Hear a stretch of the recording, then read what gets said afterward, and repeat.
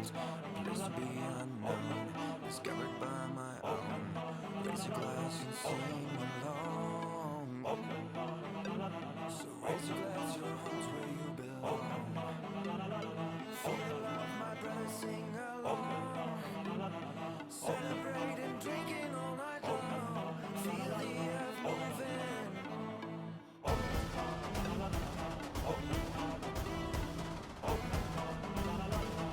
Just let it in and let it out.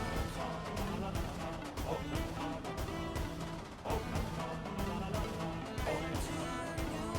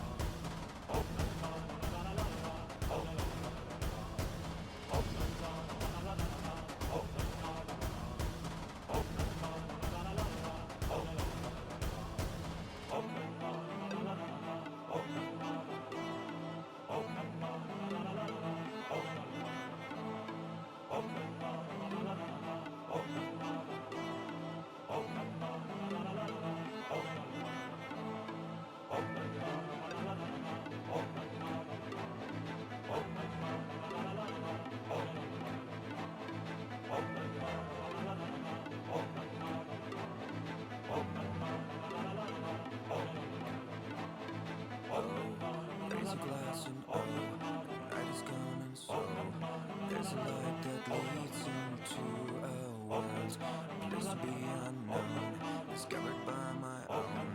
Raise your glass and sing along. So raise your glass, your home's where you belong. Feel the love, my brother, sing along. Celebrate and drinking all night long. Feel the earth moving.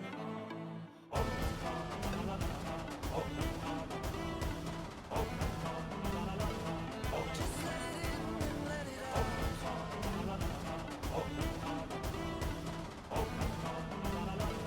Into a new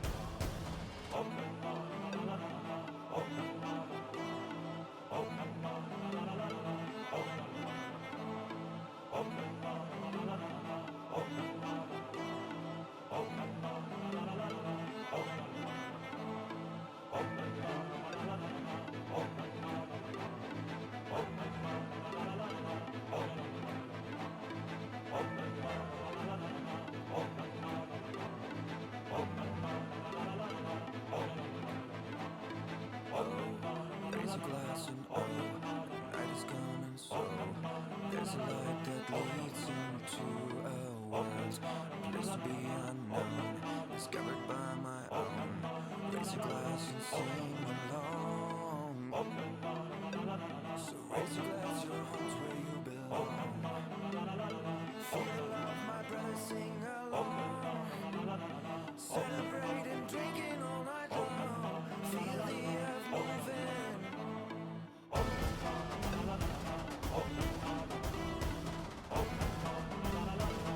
Just let it in and let it out.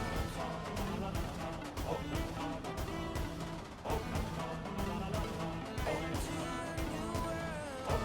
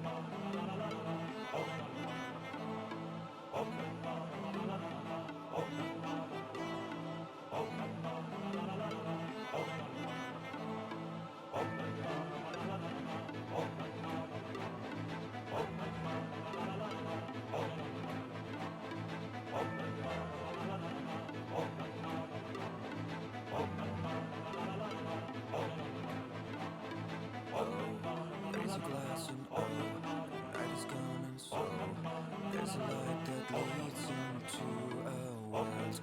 Place to be unknown, discovered by my own. Raise a glass and sing along. So raise your glass, your home's where you belong. Feel the love, my brother, sing along. Celebrating, drinking all night long. Feel the earth moving.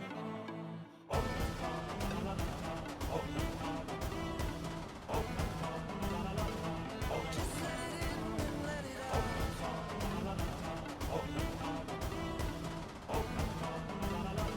Into a new world.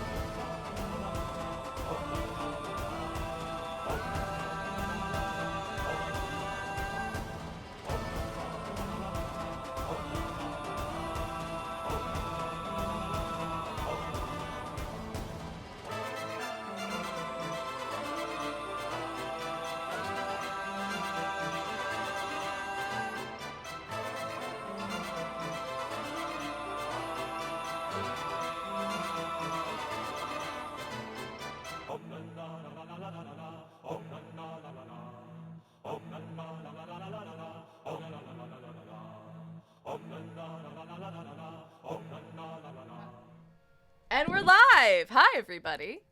Welcome. Hi. Hey guys. Welcome to Critical Drinking. Woo. Hey, girlies. If Fun.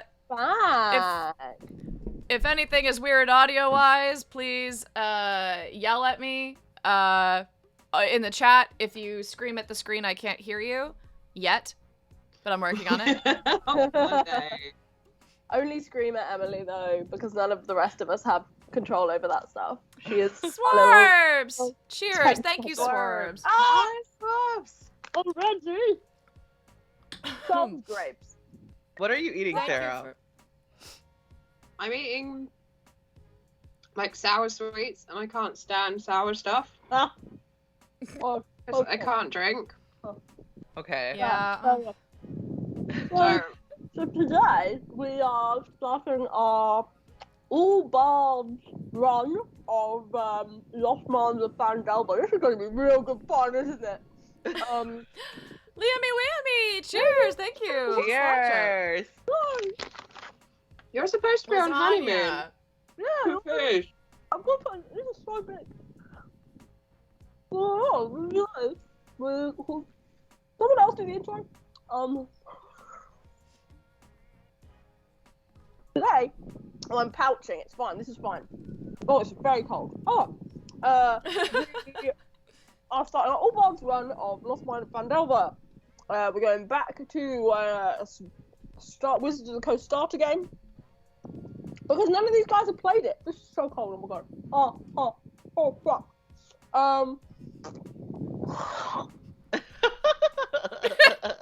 This is so painful. Yeah. V, why do you have frozen grapes in your mouth? I have frozen grapes in my mouth because I can't drink. This is a drinking show. We punish people who can't drink in this show. Yes. Let's all go around and introduce ourselves, shall we? Sure. Who should start? I'll start. Hi, I'm Emily. I'm obviously playing a bard. My bard is a tiefling named Ruby. Ruby is the fantasy world version of a newscaster. More at 11. And I have decided today that I'm going to be using my old standard Fernet and Coke. So whenever we get subs, whenever we get bits, whenever, the various things happen that we drink for, such as a nat 20 or a nat 1, I'm gonna have a little sip of my Fernet and Coke and start to get a little silly. So I'm just gonna hand it over to Nacho. Nacho, what's going on with you? Hello, everyone. I am playing Misty Lustaman, and he, actually, I just say she sometimes when I refer to myself, but he is a shifter bard who is the best pole dancer of Neverwinter. Oh, I'm drinking rum, and I made myself a madras this morning. So. Oh, nice. Let's hand it over to Sarah. No. Okay, so I'm just gonna talk a little bit. Oh, we're not handing it over to Sarah. Oh, no, don't hand it to me. I really don't like sour stuff. It actually hurts. I don't like it. Anyway, I am Sarah, and I have COVID, so I'm drinking non-alcoholic Guinness and paying for everything. Yeah, it's fine. They make non-alcoholic Guinness? Yeah, they do. Cool. I didn't Who are know you that. playing? Eating sour sweets. And I am playing Bob Copperheart, who is a folkloric bard with a penchant for collecting songs and expanding his family's folk library. He just happens to be ginger-haired and super famous in Neverwinter for writing really lame love songs. So I'll let you work out who he's based on. And he is a gnome. And he's a gnome. He's a gnome. And I am V, and today I am your dungeon master, which means I play everybody else. I don't drink because of various medical reasons, so I have to eat giant frozen grapes. Really big. They're so big. This punnet was so big. They're huge. So if somehow we get bombarded with things, I'm going to cry. But it's fine. Yeah. I don't know. What else do we say? I'm in charge. Well, there's no VCAP this week, and you can't do the VCAP in future anyway because you're DMing, so that defeats the point of the VCAP. Oh, that's true. That's true. Okay, We'll have to so come up with this something time else. I feel like it should be the tiefling the weather lady who gives the recap, because it would Sure. Yeah, the town crier Yeah. update. Yeah, so I mean, Over to that's you, kind of Bob. it. Yeah. One thing that I am seeing is a mention of. Ooh, thank you, Liamy, for the bits. Thank Is it me? I do, before we are underway, I would like, if we could do a quick mic check. I'm seeing a few things in the chat about one of the mics sounding a bit windy. I turned off my fan. It might have been me. Okay. Yeah, I think Okay. that was it. Was it me? Okay. Yeah. Cool. I don't Well, know. in that I case, know I've got then, a grape well, in my mouth, so who fucking knows what I sound like? that's a Well, good I point. mean, That's a good point. You're not going to get hot, are you? You I'm are not- literally full of grape. Well, I won't get hot as long as people keep like giving us bits and shit. Otherwise, It's I'm gonna be fantastic. bored. Oh, no. No Fame Hello, Pod's no here. Fame Hi, no Pod. Fame Pod. Welcome. Stoked to have you. Well, I think if that's everything, I mean, we should, I suppose, get underway. If you're good to go. I know I'm that good. is cold. Okay. Yeah, it's all good. I'm fine. Don't worry about me. Well, I enjoyed the new emotes in chat and the new points buys for the new campaign. Everything's all sexy and new because I've been bored this week with COVID. I am so excited to see all of our friends are here. Gainer's here too. Hi, Gainer. Welcome in, Gainer. Hello. Hi, guys. Hello. Excellent. Wow. In which case, let's get going. The growth in my mouth. Okay. What a way to start, eh? Fuck me. This is sort of the level at which we will continue. Great. Yeah. So, we begin on the tribal trail, which is the road that leads into your hometown of Phandelver. The three of you are on a sort of horse and cart setup.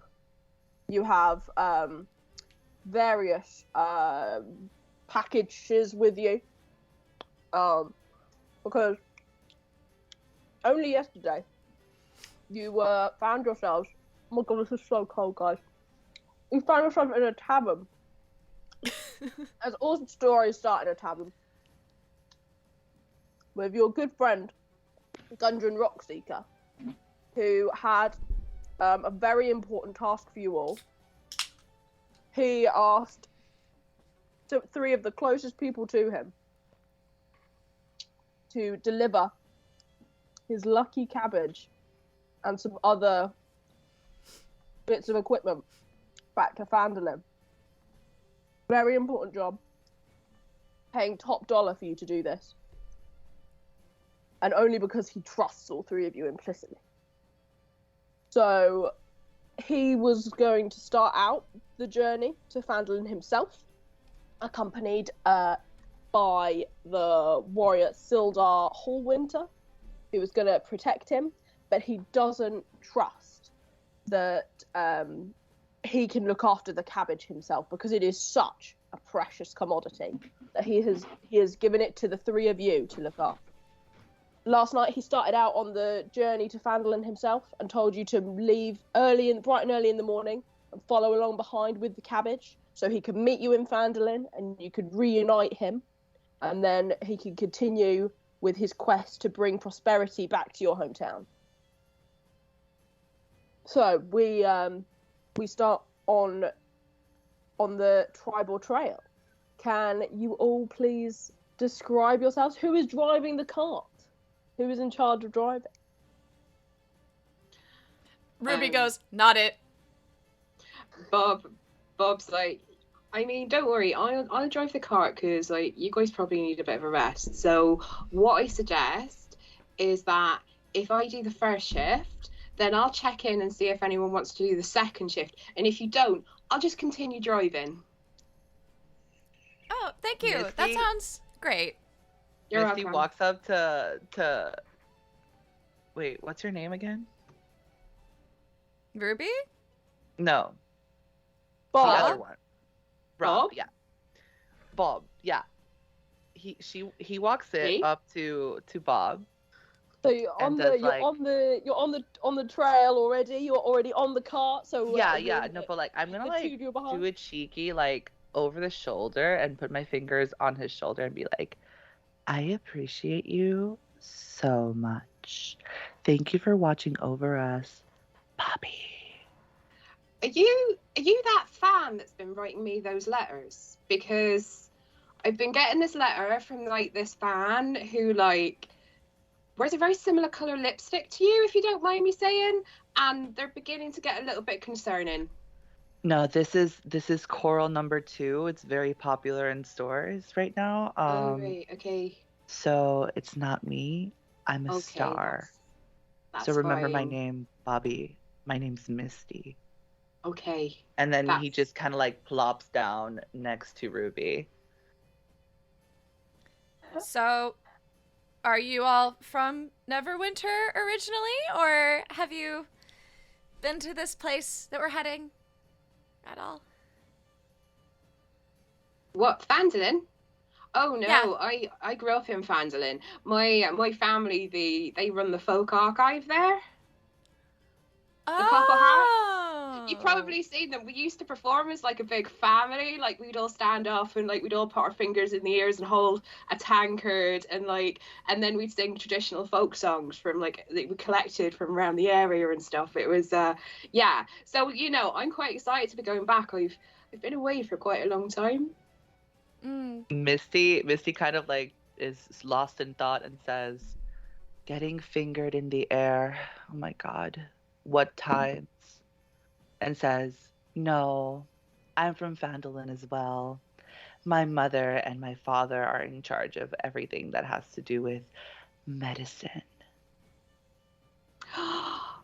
Oh, I think they once treated little Bob for an ear infection. They did it with one of those weird candles that you set fire to and hope that they don't set fire to your ears as well. Yeah, my mom is a specialist in all things sex. And my dad, well, let's just say he deals with alternative medicine.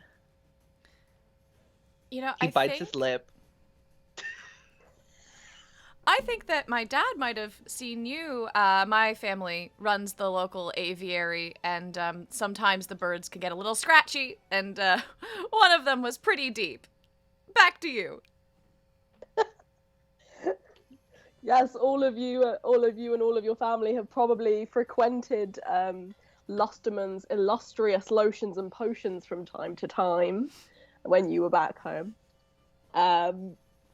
But as you continue on down the tribal trail, you see something that looks a bit off, just a little way down the road from you. You can see sort of two large, kind of lumpy things in the road. Anyone like to investigate? Oh, there. Bob pulls up the cart and says, anyone want to go and have a look? Misty stands up and says, I got this. And he's going to roll for investigation, which, by the way, is a -1 modifier. Great. Incredible. Misty rolled a 6. A 6. Okay, well, Misty can see that there are 2 dead horses in the middle of the road. Oh my god, guys. There are 2 dead horses in the middle of the road. I'm trying to figure out what to do with that information. Thank you, Misty. You're welcome. You're always welcome. Would anyone like to investigate further? Bob's gonna jump down and just very quickly check the horses that are pulling the cart because they seem a little bit spooked by the fact there's 2 other dead horses in front of them. He's not an animal person, but he senses this is uncomfortable for all the horses involved.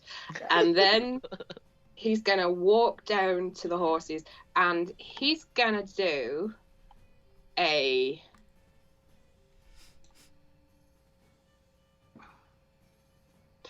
Can he do like a nature check or something to see what killed the horses? For sure. That's what Excellent. excites. Well, it's better than anything else. 13. Yeah, great. He can see that there are at least 4 very large feathered arrows in the 2 horses. So they were shot from, it would appear, both sides of the trail. Excellent. And what is either side of the trail? Either side of the trail is sort of wooded area. Okay, good. Like slight woodlandy vibes. All right. So Bob's gonna stand there and go, "Oh, this looks completely normal. This is perfectly fine. Oh, these horses have just had a bad day." And he's gonna like back off whistling till he gets to the carriage. And he's gonna be like, "I don't want to alarm anyone, but it appears that those horses have got like arrows in them." Oh my god.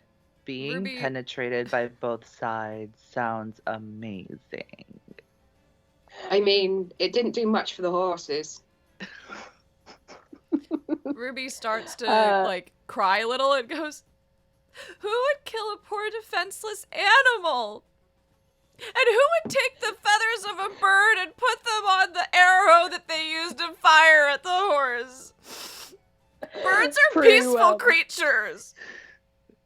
Through Ruby's sobs, she gets a clearer focus on the horses. She cares so deeply about them. She feels in tune with them, and she notices that their saddlebags and their general sort of riding gear has the symbols of Sildar, Hallwinter, and Gundren Rockseeker on them. These are Gundren's horses.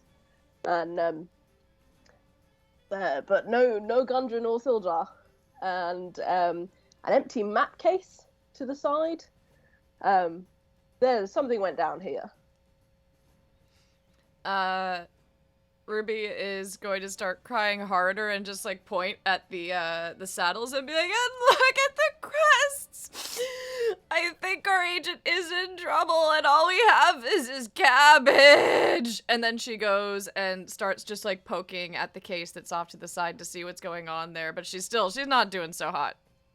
All of a sudden, an arrow flies through the air to towards Misty. Does an 11 hit you? No. No? Per mama per. Great. It goes straight past. You just see it go. And you're like, ooh.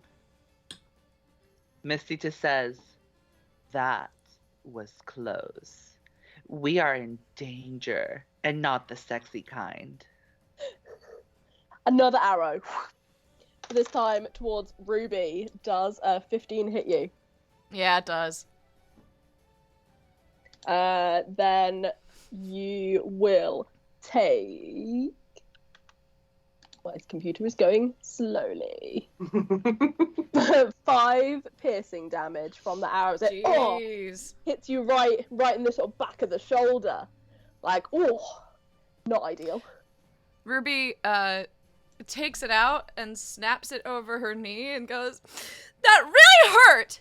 And if you're gonna fire anything, just avoid the 8x10, okay? Fuck!" As she screams that, 4 goblins come sort of skittering out of the woods. We've got some more! Ah! Can you all roll initiative for me, please? Fuck. Okay. Yeah. Misty got a 10. 13. Bob got an 18. Misty got a 10. Bob got an 18. Ruby got 13. 13. Great. Oh, I didn't put on the battle music. Silly me. That'll happen in a second. Nice. Evening, Uncle. Welcome, welcome. Hello. Welcome. And lovely. Hello. So we have you guys have got off the car, I'm assuming. There are the 2 horses in the middle of the road. You're on the trail. From each side, you've got 2 goblins who are approaching with their bows. They're sort of beginning to put their bows away so that they can get out their scimitars. They're getting ready to melee you guys. Okay. But up first, we have Bob. Right. So first things first, Bob is going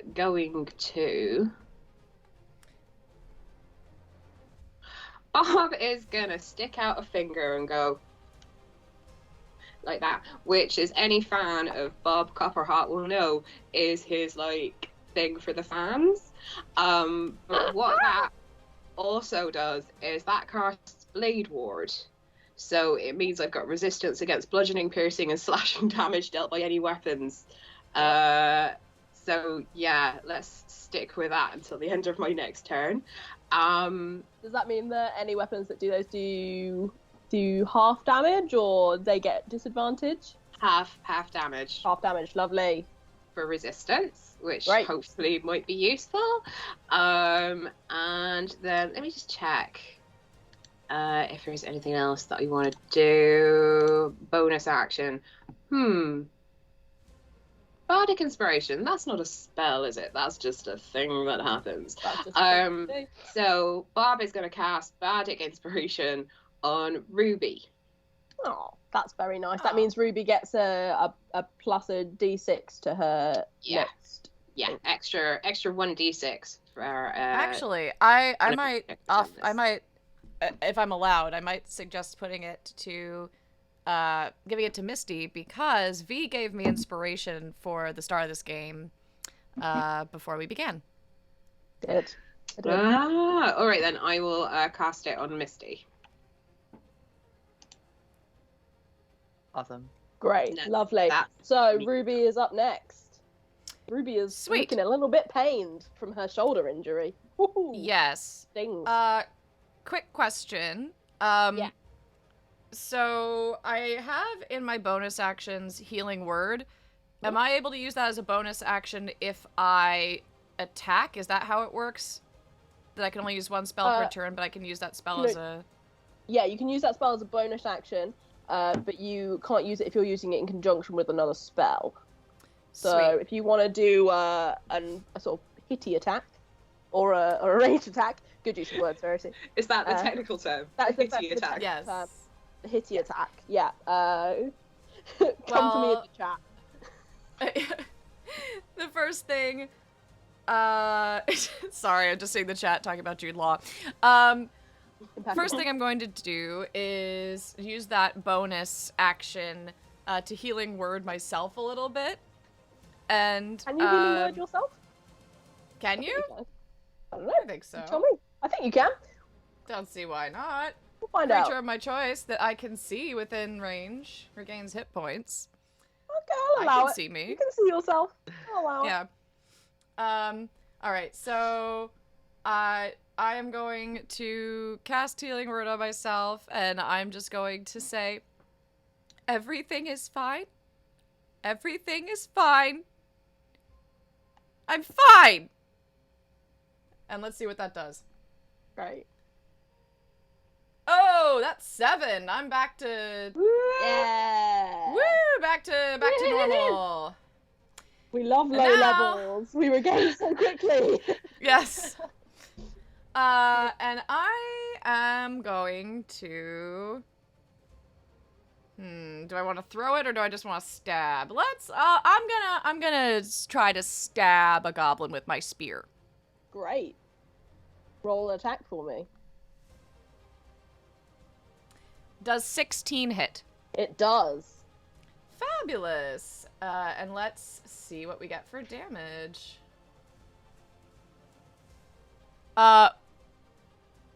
Wait. Oh, I see. I'm like, so for spear it says if it's one hand it's 3, if it's two hand it's 5. How many were you holding it with one hand or two? I didn't think that far ahead. I mean, I don't have anything else in my other hand. You were So, two-handing it then. I mean, part of me's like, 5, I guess, chat? Help! I'll allow 5 unless chat says otherwise. I'm gonna say you got it in both hands. If you don't have another weapon, you got it in both hands.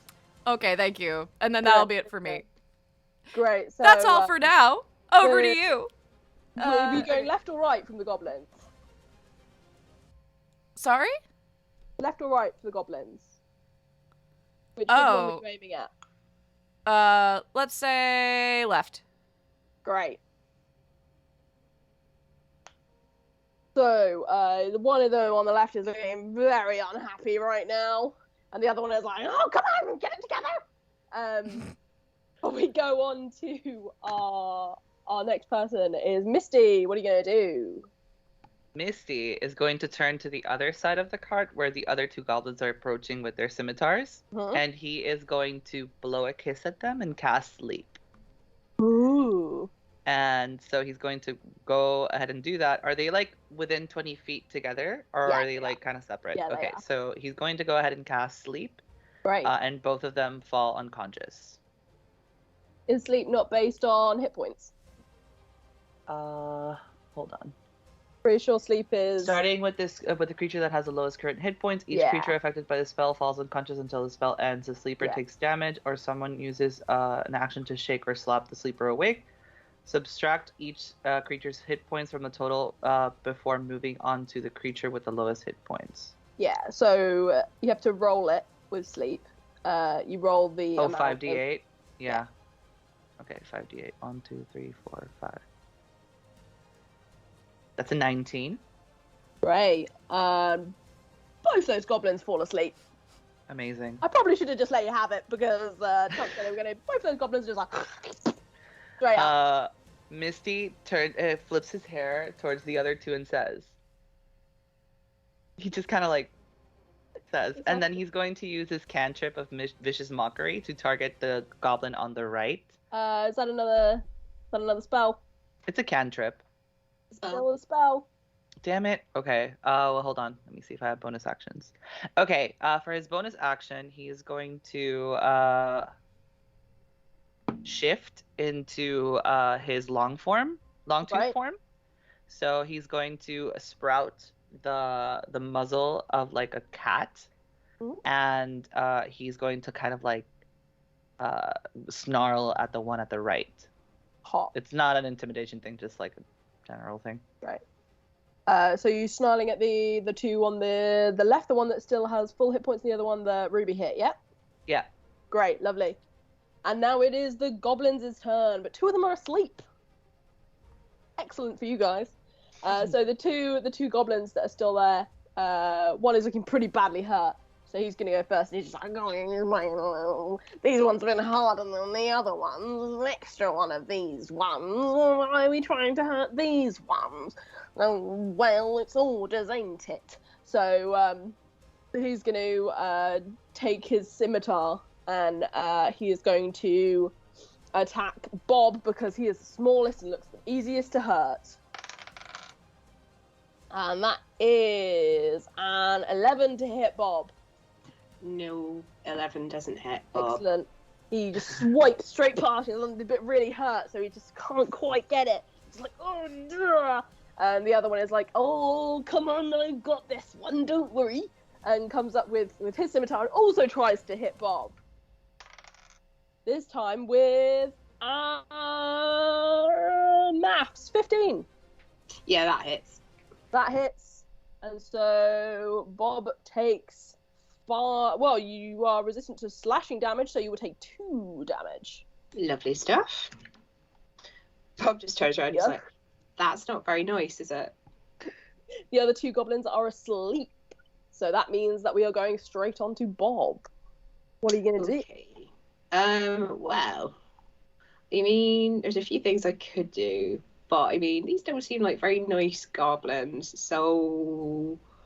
And I've met some nice goblins. There are nice goblins. They do exist. These aren't the nice ones, though. So what I'm going to do is that I am going to grab my loot off my back for a second, and I'm gonna look him in the eye and saying, "Hey, baby, you rocked my world, but now it's come to an end."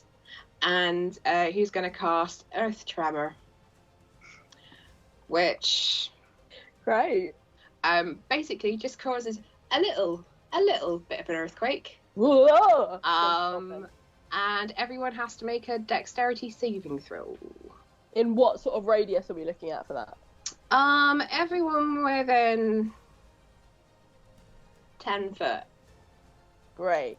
So, but it's Trying in to front see of two me. So everyone, no, because you're at the side. Oh yeah. Yeah, Okay. I'm like Yeah. behind you. So Misty's behind me. Okay. Thing is, Can you pick a point that the earth tremor comes from, or does it come out of you? It just says a 10-foot area. Great. I'll say you can pick it. So, So- which of the two goblins would you like to target? The full Well, health one or the? it's everyone in the 10-foot area, including the dead horses. So if they could make dexterity saving throws, that would be great. The horses probably. The floor's just kind of the horses just kind of twerk on the floor. Let's Yeah, say you get just these dead horses, just like. Great. Dex save, yeah. Yeah, dex save. Great. You gotta beat 14. Great. One of the very healthy goblin fails, but the poorly goblin succeeds. And also the two goblins that are asleep. Then they're not within 10 foot. Oh, are they not? Okay, that's fine. So that goblin will take 6 damage. Kikoki.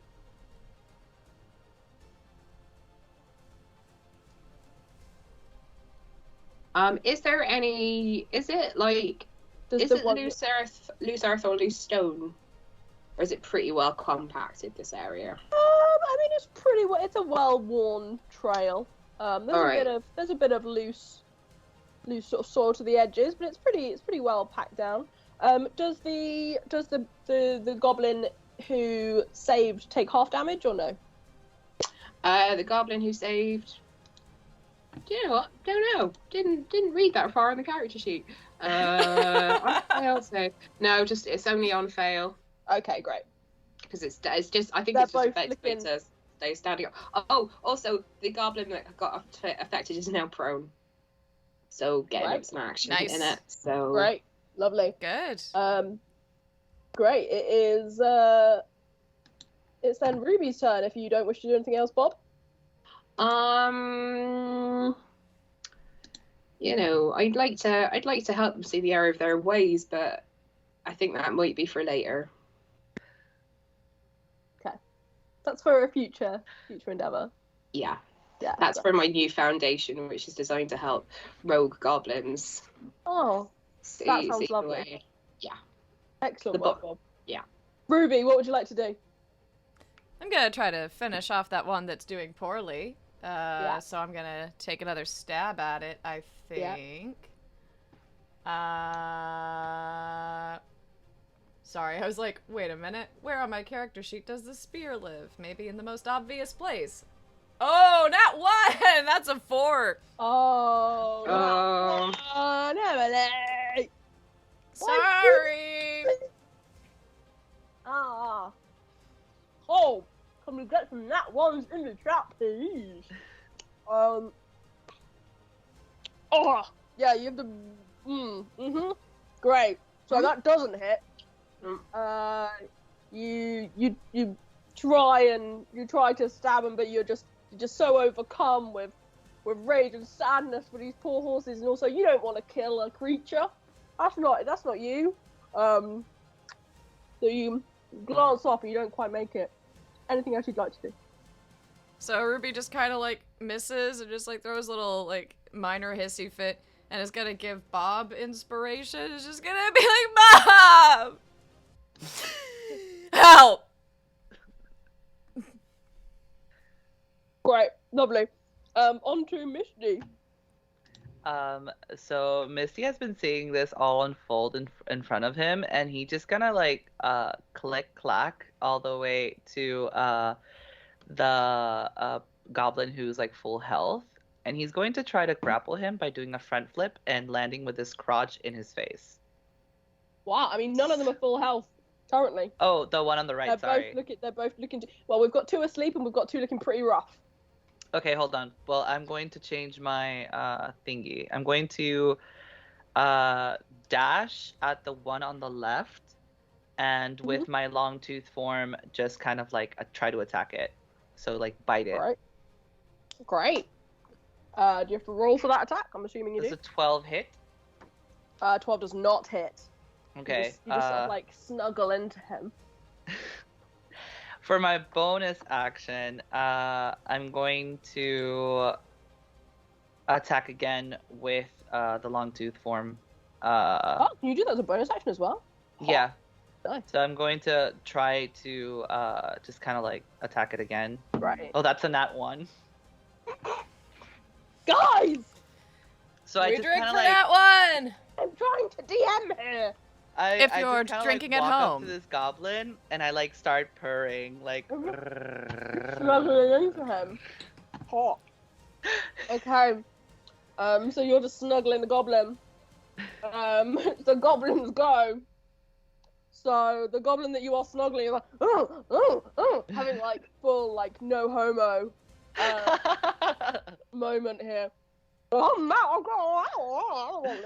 I'm gonna try and sort of slash you with their scimitar, even though they're kind of like on the floor. They're gonna try and do a little like, get off me. That is a 16 to hit. That hits. Right, right, 5 damage, 5 slashing damage. Okay.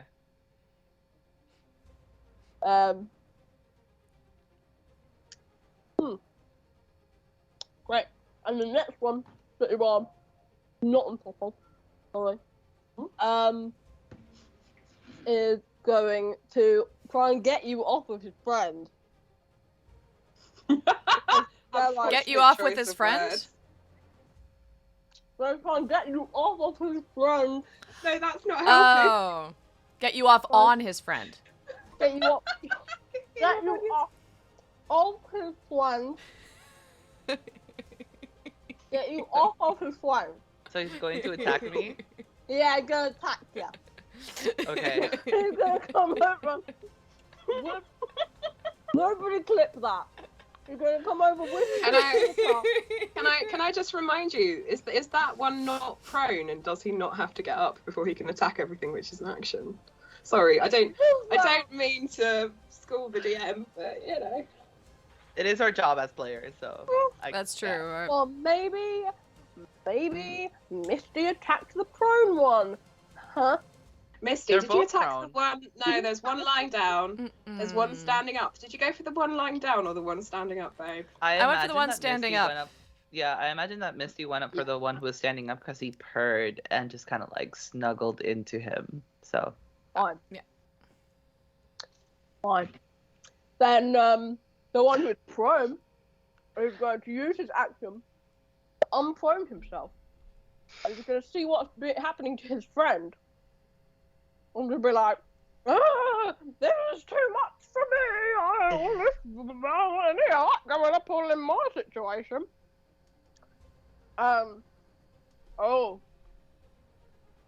We're getting schooled in the chat, lads. We're getting schooled in the chat. Half movement. It's just half the movement, so yeah, thank you, Uncle. Not you. Damn. In which case, he is going to come over and attack you with his scimitar. Okay. Why we have the chat. Yes, yes, yes. Be on my side. Yes. So he's also going to attack you with his scimitar. Nat 20. God damn it. Whoa. No, wait. Guys, stop rolling like this. I'm gonna get weird. That was a nat 20, so that is going to hit. I'm going to do. Oh no, wait, it's going to do 5 points of slashing damage. Okay. So many grapes. So I believe that means that you are out. You are down. I'm unconscious, yeah. You are unconscious on top of a goblin. Misty just kind of like, Sounds like my Saturday night. he just moans and falls unconscious to the floor. It's very dramatic. Wait. What just happened? Sorry. Misty's what happened to unconscious. Misty Is got Misty attacked by this unconscious? goblin. So he's unconscious on top of a goblin that's like, get it off me, get it off me. That is the goblin. I should have used spells instead of melee attacks. God damn it. That's the goblin attack. We are round 2, Bob. The other 2 goblins are asleep, thank God for that. Oh, wait. Sure, go. Sleep a concentration spell. I'll tell you in a sec. Hold on. Good. Barb's just gonna go to the one that's being dribbled on by Misty, and it's just gonna do like two weapon fighting. So he's gonna do a bit of a stabby stab with a dagger, and then follow it with a bit of a swip with a long sword. So Sleep is an enchantment spell. So it carries on even though you're out. Yeah. So Right, lovely, thank you. good news is that the dagger hit with an 18, which I'm assuming is fine. The bad news is that the longsword was a natural 1. Oh, and with a natural 1, I'm gonna say So it misses. I'm gonna say you rip Misty's outfit. You miss the goblin, but you get like a slash on Misty's clothes, and he is not gonna be happy when he wakes up. What game are we playing now where Misty's already half naked? This is what happens when you Right. get a nat 1. That's how I play. You're welcome. Nat 1, you just lose clothes? Like it's Something else like happens. strip poker or yeah, I- like yeah, You strip just poker. stab him, but alright. It's strip D&D. remind me yeah. to wear more layers for next game. That way I'll feel prepared. Great. Yeah, I'm literally just wearing a top. So if we're gonna play that game, it's gonna be over very quickly. Uh, Yeah, the Sa- goblin takes 3 damage. 3. Great. That means the goblin that Misty's on top of is a gun. He's gone.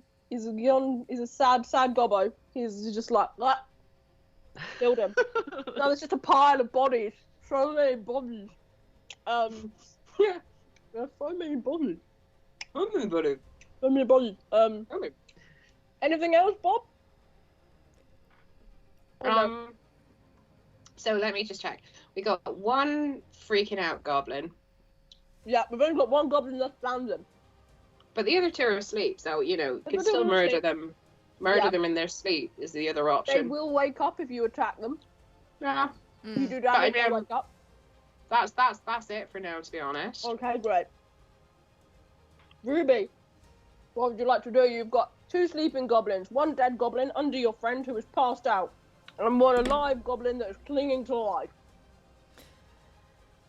Okay, so just to make sure that I understand Ruby's situation, because I missed what happened to make Ruby pass out. I don't know where my mind was, probably somewhere in my Fernet.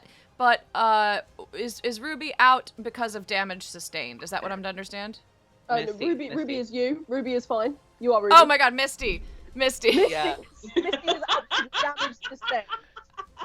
Yes, Yeah, I we took are. Guys. Ruby Yeah. got slashed at twice. I explained to but someone Misty- the other day that we were a professional stream because I was like, yeah, we do make, you know, and I was like, so That's yeah, no, we're right. effectively. Blue says hydrate people. We need some. We do need water. Yeah. Emily. Oh my God.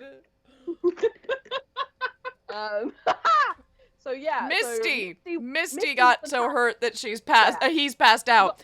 He Fuck got me. attacked Okay. twice as he's out, and also some of his clothing has been ripped because Sarah can't aim. I mean, the clothing ripping just seems like it's a part of Misty's day, if we're being honest with Yeah. ourselves. Now, Yeah. okay. So, I'm gonna start off trying to stab that awake goblin. Yeah. I don't know why I said it like that. I should switch to water in a bigger way. All right, let's get to stabbing. Let's get to stabbing. It's 22. Does a 22 hit? Does stab that goblin? Yes. Good. All right, let's roll that.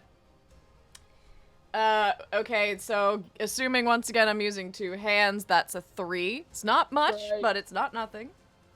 Right. That is another goblin down. Yeah. And with my bonus action, I'm gonna use Healing Word on Misty, and I am going to just be like, Right. all I could think of is that. Oh, what was Crispy that? Goth now? just subscribed to tier Thank 1. you, Crispy Goth. Thank you, Crispy. We Goth. love Crispy Goth. This is now a Madras shot, so I'm just gonna like sip on it because it's gross. Okay. Good idea. Um, Okay, we're gonna kill Misty for how much? Well, first of all, I want to say that the what I'm going to say, how I'm going to use my voice is, do you know that TikTok audio from Stranger Things that Chrissy, wake up! I don't like this. It's gonna be that, but instead of Chrissy, it's Misty. I love that. Yes. Thank you. All right, let's cast that sitch. You get 5. Awesome. Thank you. Yay! Mm-hmm. Misty, Oh, wake no. up! So Oh, we're back Misty alive. kind of like Misty wakes up actually, and he just kind of like stretches as if he just woke up a morning. Ah. He's like, ah. Right. So Oh my god, that was refreshing. Thank you so much, Ruby. it is Misty's go. Okay. In the initiative, but we got 2 dead goblins and 2 asleep goblins. Yeah. Is So there anything Misty would like to do, or are we gonna end this combat with just 2 sleeping goblins on the road? Misty is going to grab some rope from the cart and Okay. tie the 2 goblins together, Smart. and place them like with their backs like to the cart so we can question them. Great. I will say you do that. Great. You have 2 sleeping goblins tied together or tied to your cart. Tied to the side of the cart. Tied to the side of the cart? They're like tied. They're like tied together, but they're like to the side of the cart so we can like Right. talk to them. In my head, actually, like it's like a shibari thing where you're Yeah. just like hanging them off the Yeah. side of the cart, Okay, and they're all okay. sort of like, Roll for Shibari. yeah, Yes. yeah. They're very artistically arranged, Yeah. but in no way can they get out. Yeah. It's beautiful. It's beautiful work. Yeah. And I guess for the bonus action, Missy's gonna go ahead and like slap one of them awake. Like, What?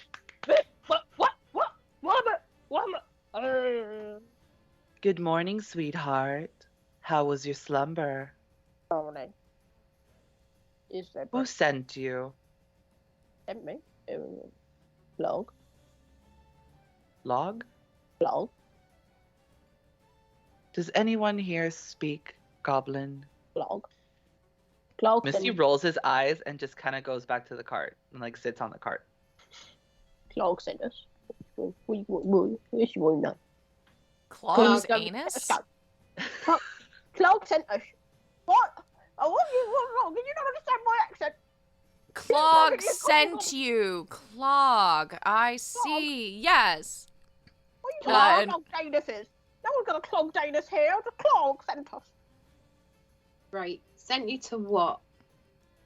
Oh, take people off the road, steal all their things, you know, the usual stuff, really. Oh, okay. So I'm going to start a foundation called the Boblin Foundation, which is designed to reach out to goblins like yourself who have maybe made bad choices in your life and, you know, enable you through art therapy and some sort of career counselling to rethink your life decisions. This ain't a bad choice for me. I'm living quite a perfectly good life, actually. Thank you very much. Yeah, but not really, because you're tied up in, like, attached to someone's cart, which Well, I would was suggest... doing fine before you came along. Misty is like now sitting at the driver's seat, and he's like, the second I decide to move this cart, you will be dismembered. So please make sure that you choose your next words carefully. What do you want? I haven't got any gold or anything. I haven't got anything. What do you want from Yeah. me? I'm a goblin. I'm So- my friend. You've already killed two of my friends. What's your name, friend? My name's Brian. Right. Everyone His name is Brian. I'm sorry. makes fun of my name. No one knows my name.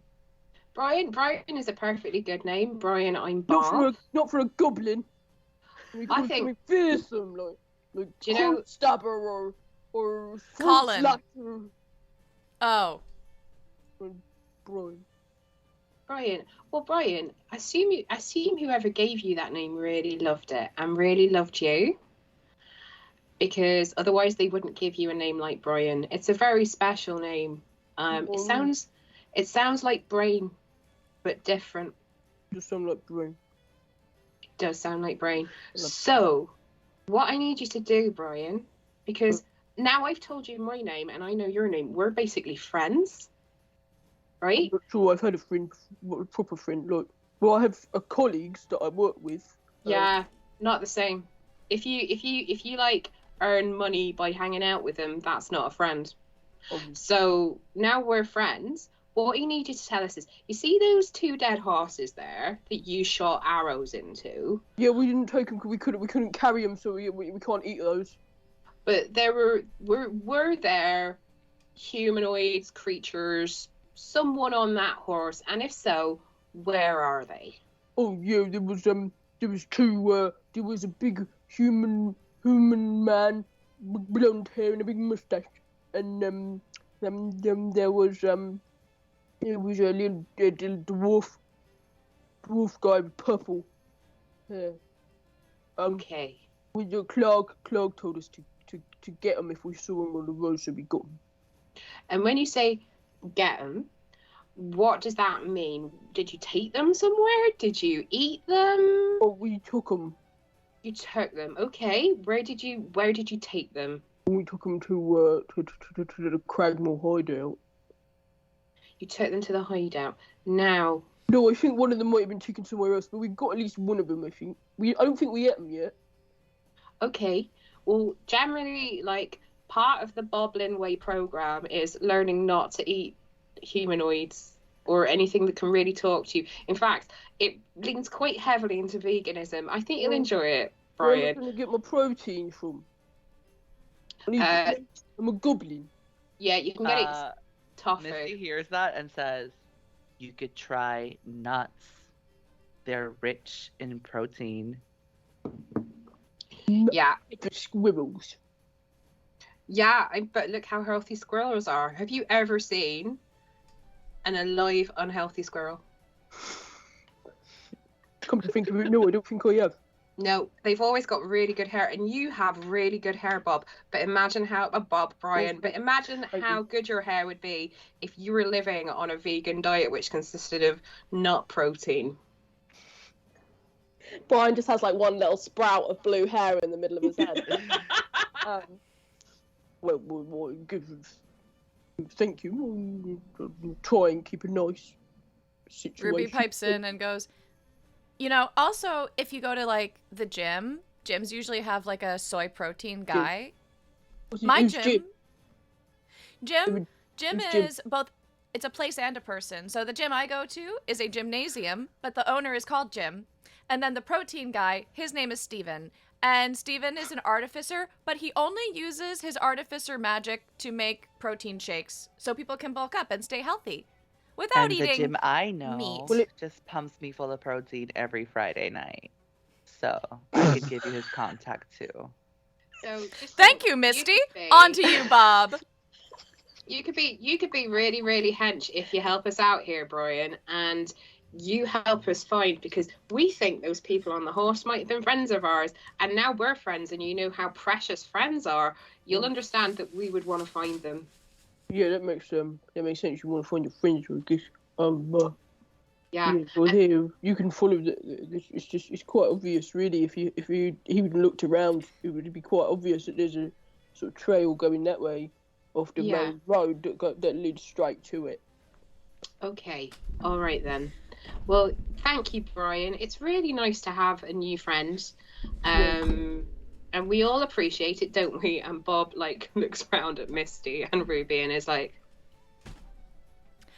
Yes, we appreciate you very, very much, our new friend. And I think that you should catch up with us sometime. We would love to network with you. We would love to have you featured on our various shows if you ever are in Neverwinter. And just kind of pats the head of our goblin friend and is like, but, don't kill any more horses. Or birds. Or anything. Ever again. Ever again. And then kind of just goes off on her own, cool it down, Ruby. It's okay. It's okay. Misty gets down from the driver's seat and is like, "You're welcome. I could have killed you, and I chose to put you to sleep instead. See you later, Brian." And He unties the rope so that they can just kind of Thank go you. on their way. Brian. Can you wake my friend up? Yeah. What's your friend's name, Brian?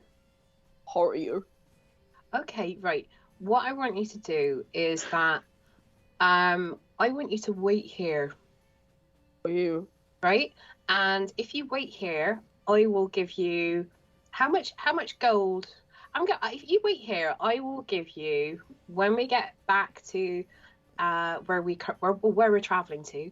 I'll give you some gold, and then we'll talk about setting up the Boblin Foundation. And maybe, are you a musician? Because I'm always looking for collaborators. A whole gold. So You'll give me a whole gold. I've never seen a whole gold. a whole gold. If you one for each of you. Oh, Yeah. no. If you Start fresh. start afresh. That's what we're talking about. Fresh starts for the Boblin Foundation. All right. You want me to stay here with the cart? Okay. What, And how long need is it gonna be? Where you go? Well- What's happening? that's a good question. Friends, what are we doing here? Because we are supposed to be guarding the cabbage. I mean, I think Gundren's probably all right on his own. He can handle himself pretty well. Maybe we should just stay on the mission that we were given. Or we could do some more foundation things. The bobbling foundation. I'm Bubble. going to stop you right there, Ruby. As someone who knows Gundren personally, I can tell you that he is a crybaby and he can't do anything by himself. So I tend to do all the dirty work for him. That being said, I would think it would be wisest to go help the boy out. He could use it. Right. Okay. Let's do this. Brian, if you and your friends stay here, if you can clear the road so that when we get back we can carry on, because currently we'd have to drive over the horses and that seems a little bit unpleasant. And I think it might. We couldn't lift them before. Well, why don't you have a think about the things you could do to clear the road while we're not here, specifically why Ruby can't see? Probably be easier really to move the cart around the horses than move the horses. Yeah. We'll think about it. We'll figure it out. Have a think about it, and we need you to just keep an eye on everything in this cart. If it's all still here when we get back, I'll give you both a gold piece, and then you come back to Philanderin with us. That's not the right words. Phandelver. Phandalin. If you come back to Phandalin with us, then I will give you another gold piece each, and then you would have 2 gold pieces. Oh, just 2. I could start my own gang. Yeah, or a bakery. Or you could, Something. start a strip club with that kind of money. Whatever. Or you could start suits you. producing soy protein and take it to your friend Jim at the gym. I could start my own gym with that money. Yeah, so that's good. Right, shall we get going? Do we take the cabbage with us, by the way? The cabbage, like, we know how precious the cabbage is. Ruby I think thinks for a second and then stuffs it under her shirt. So, like, in an attempt to make her look pregnant, and is like, no one will ask questions. No. Okay. That seems sensible. I also have a backpack we could use instead of, foraging pregnancy. Ruby, like, reflects for a second and is like, I mean, I guess that makes sense. I mean, if I came home pregnant, everyone would be really, like, happy for me. And, like, some people would be, like, jealous, or they would be like, oh, like, whose baby is that? And I could be like, it's like a really, really successful person in Everwinter, but you don't know them because Okay, Ruby, calm down. Calm down, Ruby. I'm don't tell me to calm. And she Ruby, just, like, Ruby, gives him Listen the to my cabbage. voice. Misty, You don't know never me. never tell a woman to calm down. Thank you, I Bob. say- Listen to my I voice say this, when never I tell a say woman to calm down. you can keep Thank the you, cabbage Bob. under your shirt. You can keep the cabbage under your shirt. I have no issue with that. I don't want it under my Well- shirt anymore. You take it. You put it in your backpack. I don't want it. Oh, Misty, don't be like. It makes complete sense because babies do come out of cabbage patches, and therefore probably are initially cabbages. Okay. It's So okay. It's okay. We can have a backpack baby. It's fine. Sarah Misty stuffs the cabbage under her shirt, but like from the top, so he just pulls the cleavage and just like stuffs it and says, "We're not having this discussion anymore. You're having a cabbage baby. Congratulations." Okay. Thank you. I mean, I'm registered lots of places, so I expect a gift. Okay, so you Brian and his sleeping friend are by the cart now untied and on a good payroll for looking after a cart for an hour or so. What are you guys gonna do? Brian, give me a high five, and then we're going off into the woods to find our friends, Oh, and then you'll have more friends. well, Right. I'm- I feel like Brian's going to be really bad at high five. Just have this sense. Brian just sort of goes. Okay, we'll work on that. Right. This way, he Not says. forward fingers. That's fine. It's not about fingers. It's about focusing on the elbows. Oh. Yeah. So Brian, you said this direction, and he points down the woods to Yeah, where Brian just down there. It's not very far. It won't take you. Okay. And how many people are going to try and kill us when we get there? Just so we know. It was about 20. Excellent. All right then. Come on, guys. Let's go and face down 20 things in a camp. Well, it's a sort of cave situation actually. It's a cave. Okay, that sounds even better. You've got to be kidding me. Oh, watch out for the tidal weave. For the what? The tidal weave. The tidy wave. Tidal weave. The Tidal wave. Yeah, watch out for the tidal wave. Don't set it off. You'll get washed away. Okay. Good. Friend to a friend. Friend to a friend. You see. Don't Friends go- are friends. You see, friend to this friend, is there's a big old trip. You don't want to get caught in the tidal wave. No. Like, okay. Is there something we could do to not offend the 20 people? Personally, I mean, I need to think about the safety of my baby, and so I just to avoid combat would be great, you know. oh, muzzle for a tov. little. You're Thank you. Yeah, Yeah. there's, For you- it's twins, so you know it's Oh. really important. Oh my god. So Have you got- 2 cabbages down there now.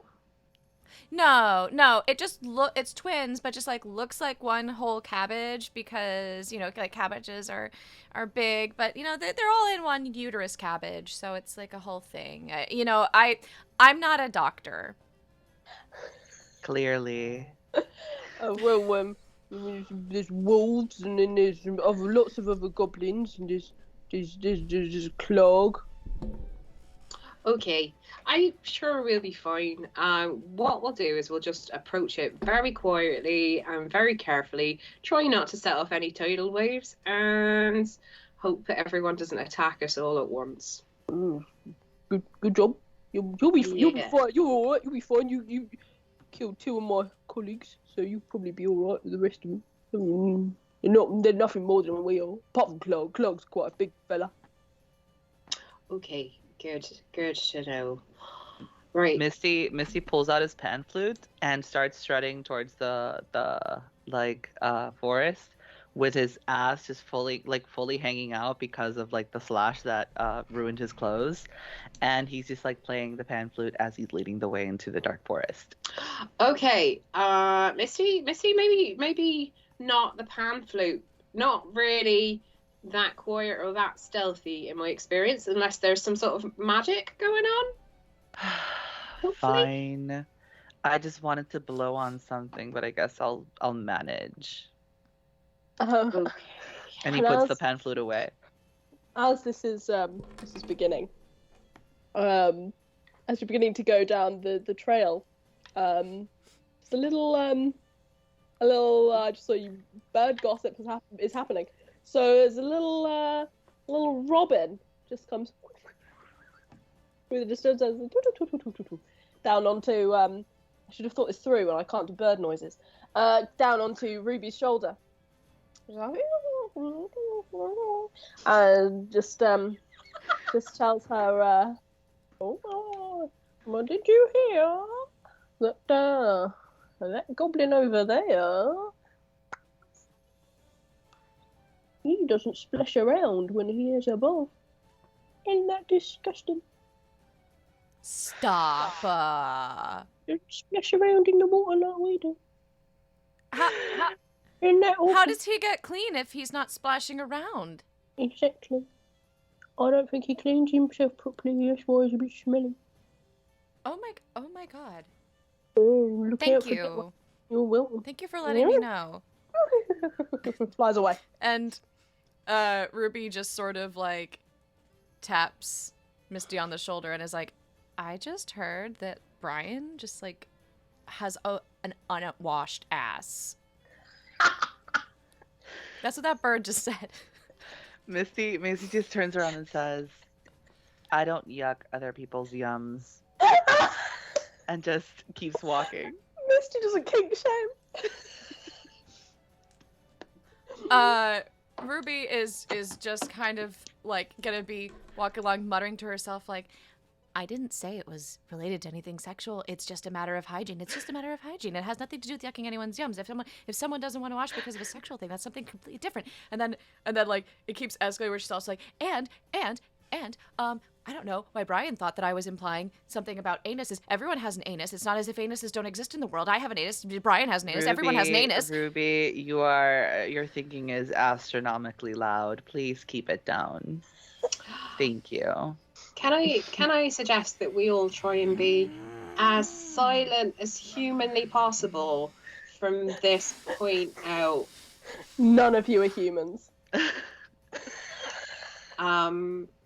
Yeah. I don't like it when I'm misraced personally, but you know, I'll take it. Sometimes people just assume that I'm a very small boy. The amount of times I get ID'd buying beer in a tavern. Do you know what I mean? You walk up and you're like, hey, I'm Bob Copperheart, this quite famous, like, folk star in Neverwinter. And everyone's like, why is this small ginger child trying to buy beer? And I'm like, I'm not a small ginger child. I am a professional folk artist with, like, multi-platinum selling songs. And look, your piano's even playing one of my fucking songs, like, automatically. Someone has enchanted it to play that song about the castle on the hill, and it's, like, going, and, like, they still won't bloody serve you beer. It's really frustrating. That sounds really uncool, for sure. I can't imagine what that's like. It has to be very rough. Do you have any way of establishing that you're not a child musician with really famous songs? Because, like, those Baby Shark kids are demonstrably children, for example. The only way I found it really works is to get my penis out. But that's a very specific kind of bar. Oh. Okay. I don't know why that's a thing and why everyone's like, oh, clearly not a child. But it seemed to work. Like this like dude who was in like one of the, you know, like the football teams and stuff in Neverwinter. Like he told me to do that and it seemed to work, so we've done it ever since. Wait a minute. Wait. You're Bobby Big Dick. I mean, I know a Robert Richard Dickinson who plays football. Bobby Big Dick is the one who comes to bars, flashes people, and then runs away after he gets his beer. That's you? No, it's usually very. I don't do it. I generally like go around the bar and like I explain to them that I haven't got any ID, but the only way it works if they want me to prove that I'm like a fully functioning adult, and then like if they say no, then I leave. No, I don't flash them. Couldn't just like with show consent. them No, consent is tax sexy, forms. and I appreciate it. Yeah, that's true. Like, yeah. I was wondering this conversation if is going on. Sort of wandering down this path in the woods, and you come along to this little stream that sort of runs into or runs out of rather a sort of cave between some sort of small sort of rocky hillsides. And this seems to be where Brian was leading you to. What would you like to do other than keep chatting about your massive penis? I just know one of my exes is always trying to get people to take their penis out at bars, and you know, he's a footballer, so I was like, maybe it was Jared. maybe it was Jared. I think there was a Jared or a Gerard or something. And did he mention me when he was telling you to pull out his penis or your penis or? I mean, at the time he was licking a tabaxi that had taken their skin off for a dare. So yeah, there wasn't. What I'm saying is there wasn't a lot of talking. Ruby? Sure, that sounds like Jared. That's Ruby, men No, I'm are fine. trash, and that's why we use them. Okay, don't forget that. Okay. Okay. Anyway, just while we're here, before we go any further, can I just roll a perception check to see if there's anyone in the nearby vicinity who might want to fire arrows at us? You can from what you can see, I won't make you roll for it. You can see sort of up to the cave, and there aren't any goblins. There's no one on guard or anything. Not outside the cave. It's fairly sort of like unobtrusive. You'd be able to walk past it and not realise anything was there. So, Misty, Ruby, quick question. Anyone got any idea about this tidal wave thing that Brian told us about? Well, last tidal wave I heard about was in the summer fling of 2005. And... Okay, yeah, no, it's probably not that kind of I don't mean to cut you off, but we're kind of in a life or death situation We're here. in the year 1492. Yeah, no, I dabble in time travel. Hope we're in a very specific handful of places. That's one hell of a year. I dabble. I mean, in time travel. if you dabble in time travel, could you time travel forward now, find out how this all falls out, and then come back and tell us what not to do? The issue is that I don't have my equipment with me. I simply brought my pan flute and my lute because those are like my calling. You know, I'm a performer, so Yeah. Yeah. Yeah. If there's a pole maybe inside the cave, then I could try like dancing my way to 2005, but like I don't think that like that'll be very helpful. I mean, I was literally talking maybe half an hour into the future, but if you can't do that by like skipping round a tree like Widdershins or something, then maybe we should come up with a slightly different plan to kind of approach this. I think the police is coming to go get us. I was just about to say, I was like, whose house is getting raided right now? Like helicopter or something. Yeah, it's a helicopter. Okay. Misty just kind of like says, "Don't worry. If there's any booby traps, I'll go find them." And he just like struts his way into the entrance of the cave, and casts dancing lights all throughout the entrance of the cave. Before anything happens, Bob's gonna lean into Ruby and go, "Is that a euphemism? I've heard of a euphemism before, and I wondered if that was a euphemism." I'm having trouble keeping track when it comes to Misty. Well, could you, if next time there is a euphemism, if you could maybe make some sort of bird sound so I know that it's a euphemism, that would be really good. Okay, I could do that. Okay. Okay. So Misty has very unstealthily just sent some light into this sort of cave. So you can see it goes in quite a sort of like maybe like 10-foot wide sort of passage cavern way. Down one side of it there is the stream coming down. About half of it is in the stream. The other half is sort of a rocky kind of ledge that you can negotiate into it. With the lights that have gone in, you can see there's a up ahead there is a walkway across between two possibly other caverns. To your left there is a quite steep sort of passageway up to possibly another area. But just as you if you're walking in, just as you walk in, just to your right there is a rock with 3 snarling wolves chained to it that are fucking coming for you, chomping their jaws and they're slobbering everywhere, and they are sort of pulling on the chains towards you. What are you gonna do? Oh my, this is awkward. And he just kind of like brings the lights back to him and says, "There's 3 dogs that want to have a bite at me in there." Fickman's paintbrush says pet them. What? Okay. What would be something a dog could see that would distract it, right? That you said they want to take a bite out of you, right? Yeah. We could feed the dogs Misty. That would distract them. You're so cute, considering I took down half of the opponents we were just facing. No, it's that wasn't a joke. That was a legitimate suggestion. Just because you were saying that they were after you and they have the scent.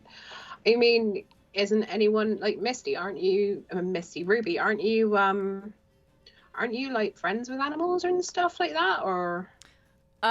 So while they were having that conversation, Ruby is going to use a cantrip of minor illusion, and the minor illusion is going to be like just out of the dog's reach, you know, in terms of their being tied up, but like really, really close, and it's gonna be a minor illusion of Misty twerking, and so she's finishing up that as Bob asks out, goes like, "What?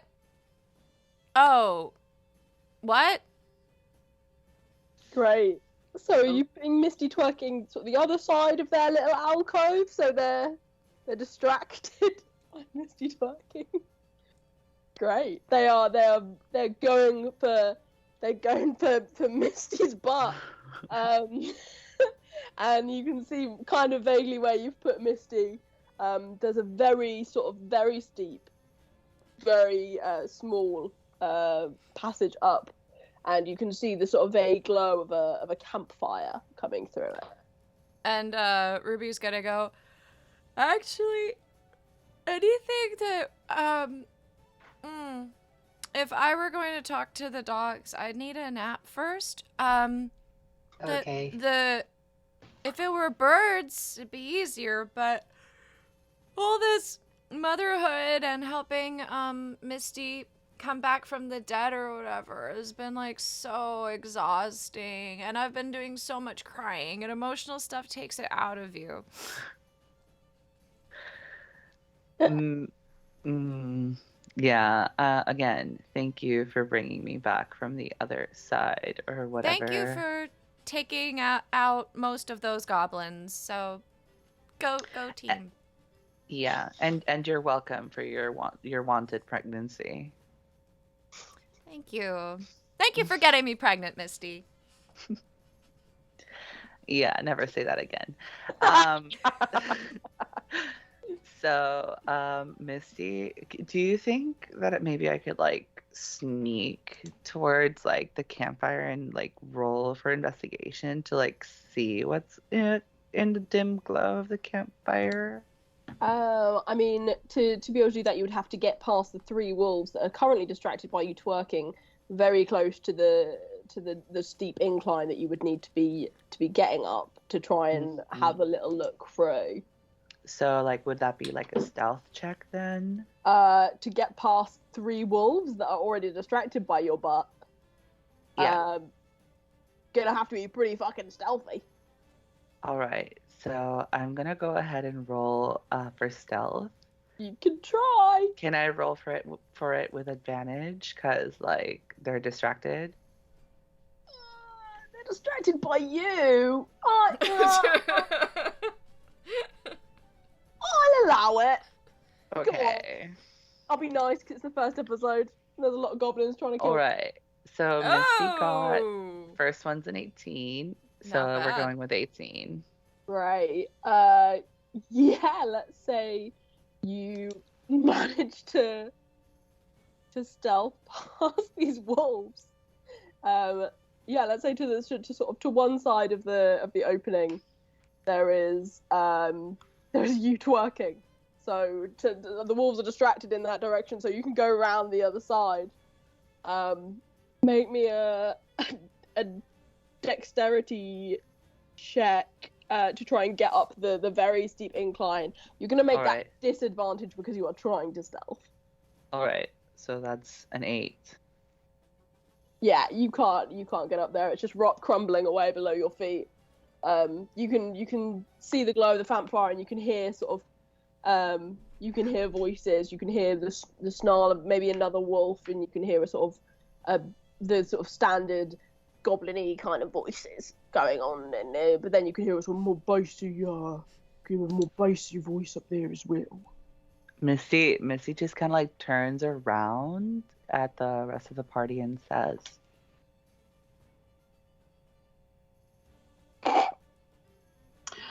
Bob just points a finger and casts a message and is like, what?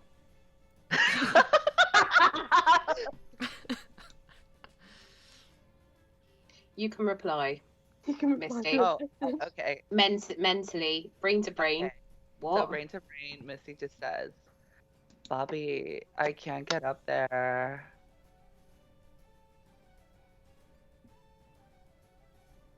Right. Oh, did that show freeze? No, I'm No. Very still. waiting for a Bob response. just turns to Ruby and is like,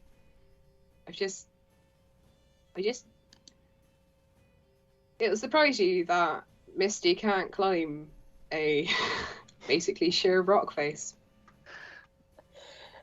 Honestly, I'm still so confused about Misty's whole deal. I don't know what Misty can and can't do, what is and isn't a euphemism, but from what we've observed, Misty does not seem to be good at climbing things that are not poles or people. Yeah. No. No, she got it.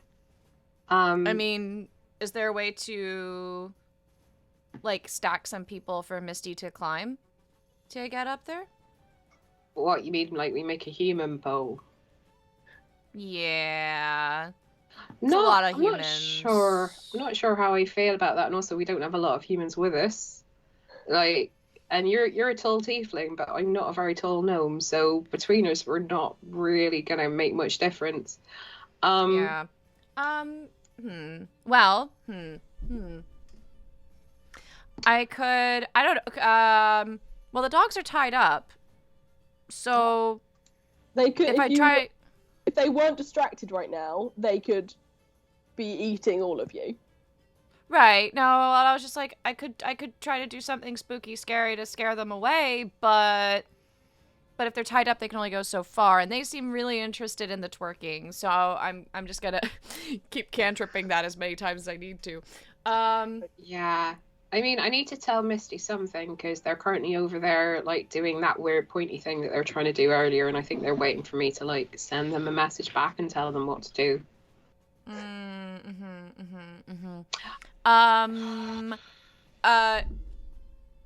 So Misty, does Misty still have inspiration? I do, yeah. Yeah, you've still got binding inspiration. Okay. So in that regard, so if I were to send inspiration, it wouldn't be very helpful for their role, if they were to try something. Can I try rolling for acrobatics and like trying to do like a front flip in the air and landing on my feet in front of the cliff? You want to try and flip up a cliff? Yeah, like parkour my way up You want there. to parkour up a cliff without 3 wolves noticing you? Yeah, go on. All right. Ruby, So- I'm not sure what he's doing, but he's taking a That's a really 7. long run up at the cliff. That's a 7. Why is Misty taking a run up at the cliff? You guys just hear the click clack of Misty's high heeled boots, and he's like. And for a 17, do I do the thing I wanted to do? Oh, 17.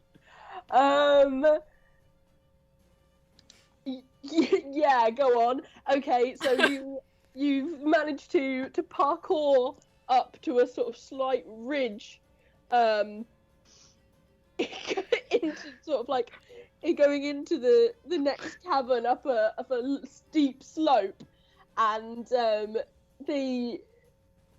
the wolves all now are very aware that you are the real Misty and the minor illusion is just an illusion. They have bit through it and it's not a thing. So they have seen you. They're coming for you as soon as you come down. And but you have also been seen by everyone in the next chamber, which is 2 goblins, a bugbear, and a wolf. And on that note, we're gonna take a break. Oh my goodness. Okay. Guys, I fucked up. No, I was so Wow. impressed by the parkour. I was like, holy cow. And in Right. heels. And also I was Yeah. like, I know better than to question if Misty can do anything or not, because I don't want to be, I don't want to kink shame if I just don't understand that it's a sex thing. See, I feel very much about this the way I feel about Facebook, which is just because you can do it doesn't mean you should. I think that was also the lesson of like Jurassic Park. Yeah, basically the lesson of everything, usually which results in everyone dying. Yeah. Also the lesson of my collegiate career. You know. Yeah, as long as Bob ends up being the Jeff Goldblum of this particular Jurassic adventure, I don't mind. Let's find some leather pants. Let's go for it. Leather pants and an odd position. Great, I love it. Okay, so it is 8:42. Shall we say back at around 55? 9? Yeah, 55. Let's say 55. 55. Let's say 55. 55. Great. A little break. It'll be fine. After 55 after the hour, we will. I need to review my character sheet because this is not gonna be good.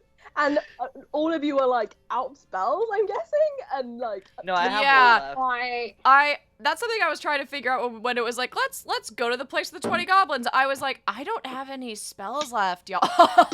Yeah, I could anchor in for a short rest, and I wasn't going to suggest it until you guys sorted it out. We made the decision to all play bards in a game designed for beginners, but playing in mixed parties. Yay. When there's 5 instead of 3. Yeah. Choices. We made we made good choices. Okay. Good. I'm gonna. Oh, That's no sorry. fame pod. No fame pod says time for a gnome says break. Yes, Yes. indeed. We will see you back See here y'all. at 5 to 9. Or Yes, 5 to bye, whatever everybody. it is in America. Please come back and watch us die. Please, please, please.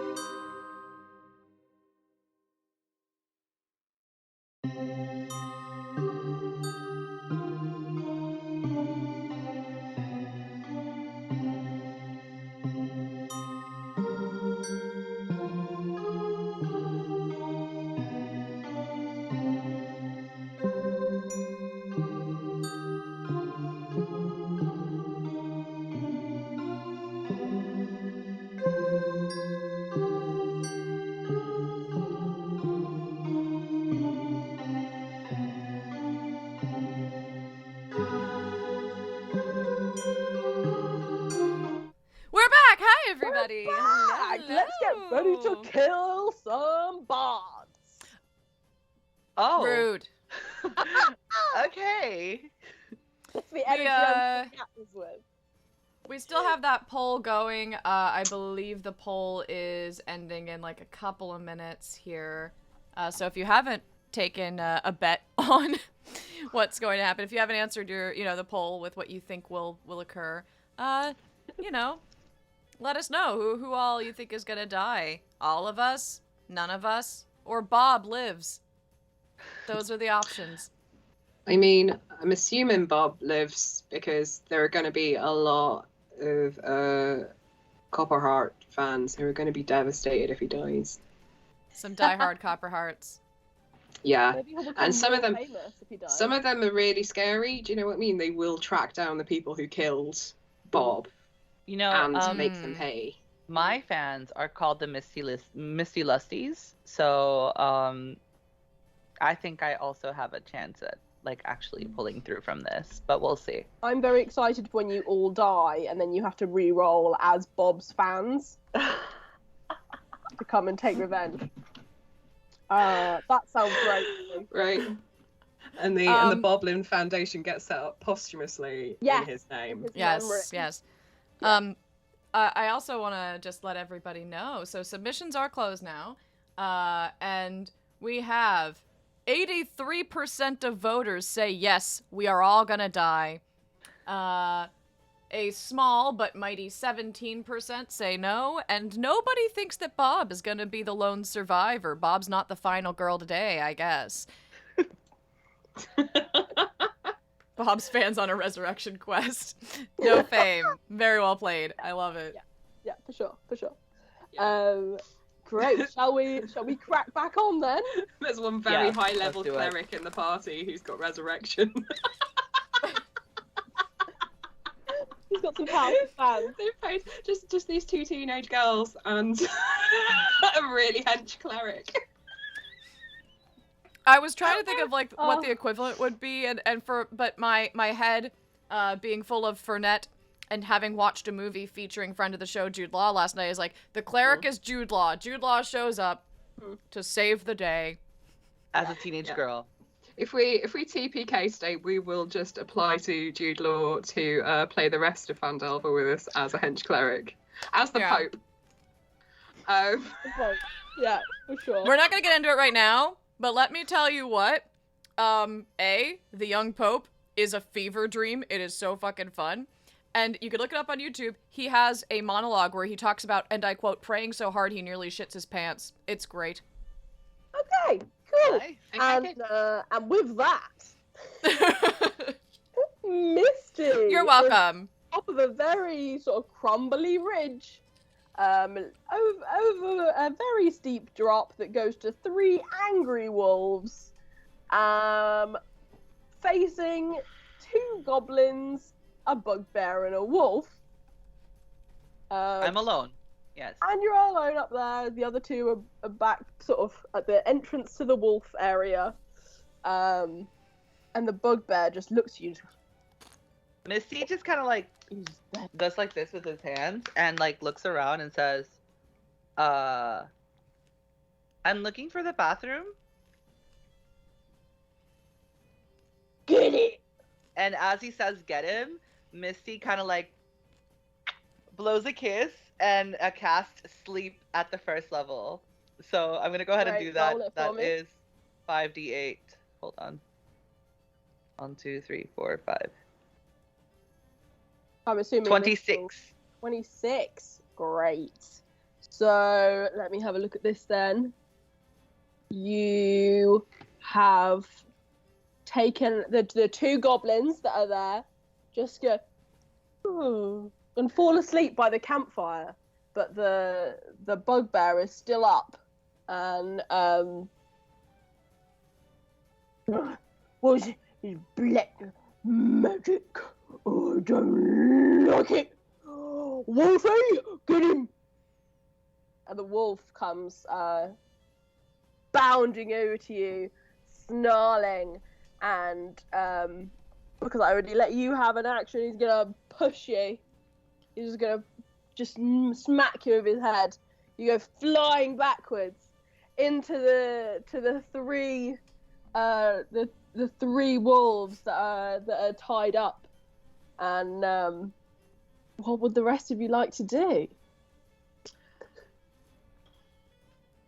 I mean, Ruby, if I hurt the wolves, will you be okay? I can cope for a couple of reasons. First of all, because it's to save our friend, and second of all, because it's, you know how when you're watching a movie and the dog dies and you cry, but you don't cry when a person dies? It's kind of like that, Yeah. except in this case, there's a hierarchy of animals, and dogs are not as high as birds or horses. Yeah. But I'll still be a little sad, but I will understand. Okay, a bit like that. I don't know if you saw it in Neverwinter, but you know that play that was running for a really long time about the cute dog called Oh my God. Marylebone, and the dog dies in the end. I'm assuming it'll be like that, but you'll be fine eventually. Am I I like mean- holding into a rock or just falling into like this pit? You're Of, falling. You're falling as this whole conversation is happening. You are falling onto a hard stone floor with three rabid wolves who have been tempted, who've been riled up by your twerking bum. No one has tried to calm these wolves down in any way. They've just been riled up more, and they are out for your blood. Guys, a little help, please. Let's roll for initiative, Let's- shall we? Oh my god. Okay. So that's an 11 for Bob. A 9 6 for Misty. Ruby. Wait. Down Good. for me, my internet's going really slowly. Oh, we've got badly animated Verity. Like Hmm? beep, beep, beep, beep, beep, beep, beep, beep. Badly animated Verity, like you were doing a really bad robot. Am I? How exciting.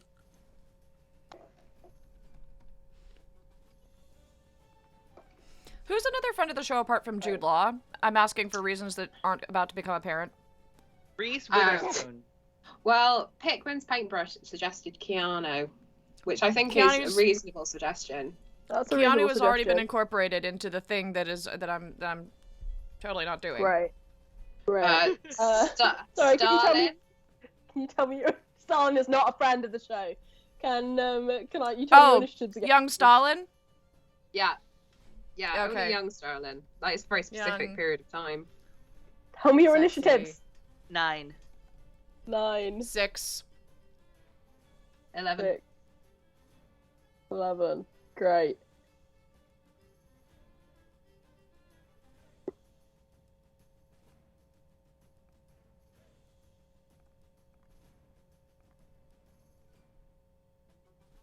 Great. So the wolves are going first. When your friends getting eaten by wolves, it's important to think hard about should you hurt animals if your friends get eaten by wolves.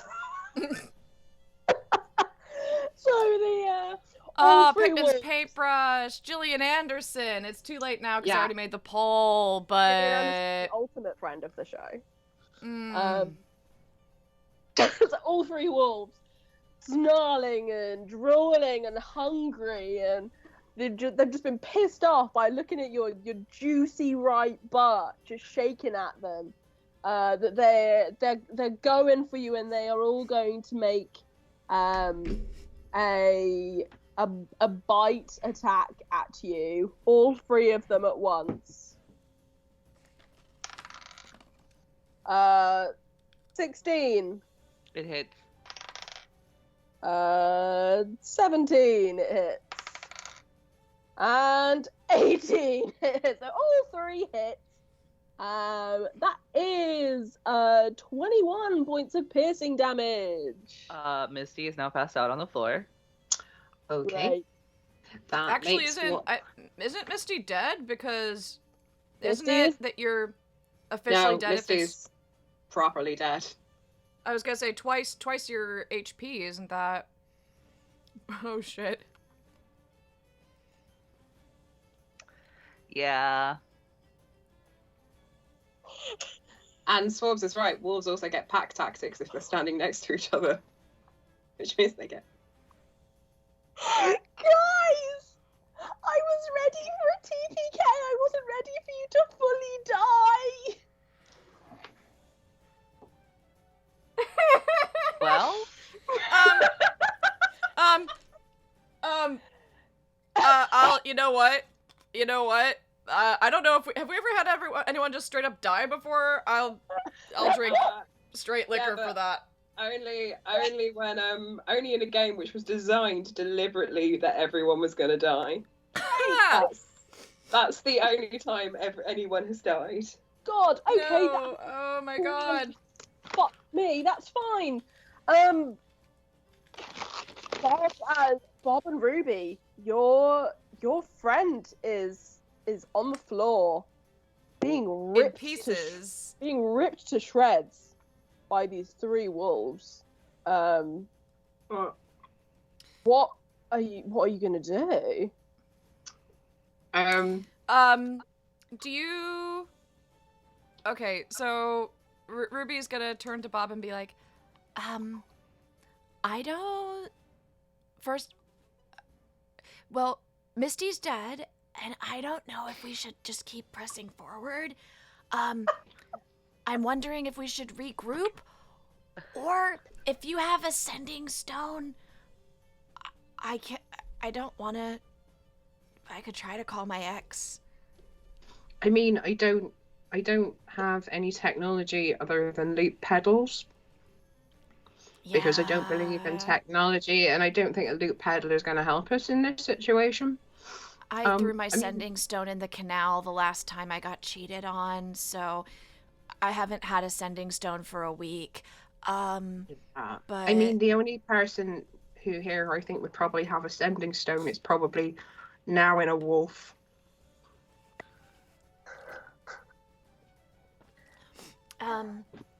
If we... Oh man, there's a tie between Keanu Reeves and Jude Law. I was about to be like, if we pray really hard to Keanu Reeves, do you think he'd show up? Or Jude Law? I mean, so here's what I'm thinking. I've got some oil. I've got a tinderbox. I'm just going to throw the oil and effectively flick a match, and then we run like shit.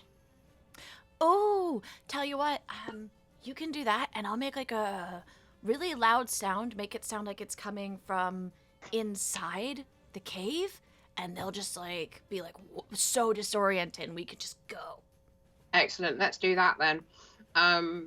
So it was still an initiative, right? Really traumatic initiative. Really traumatic initiative. Yeah, you are, I guess. No one else in the caves knows you're there, and the wolves are distracted by their dinner. I mean, or we could just sidle away quietly. It appears no one's noticed us because we have been standing here talking for a good minute or so. I like that. Let's just get the fuck out of here. At that moment, a heel comes rushing past Bob's head and like sticks itself in a tree. Yeah, no. We're going. No. We're leaving. Back away quietly, I think, in this scenario.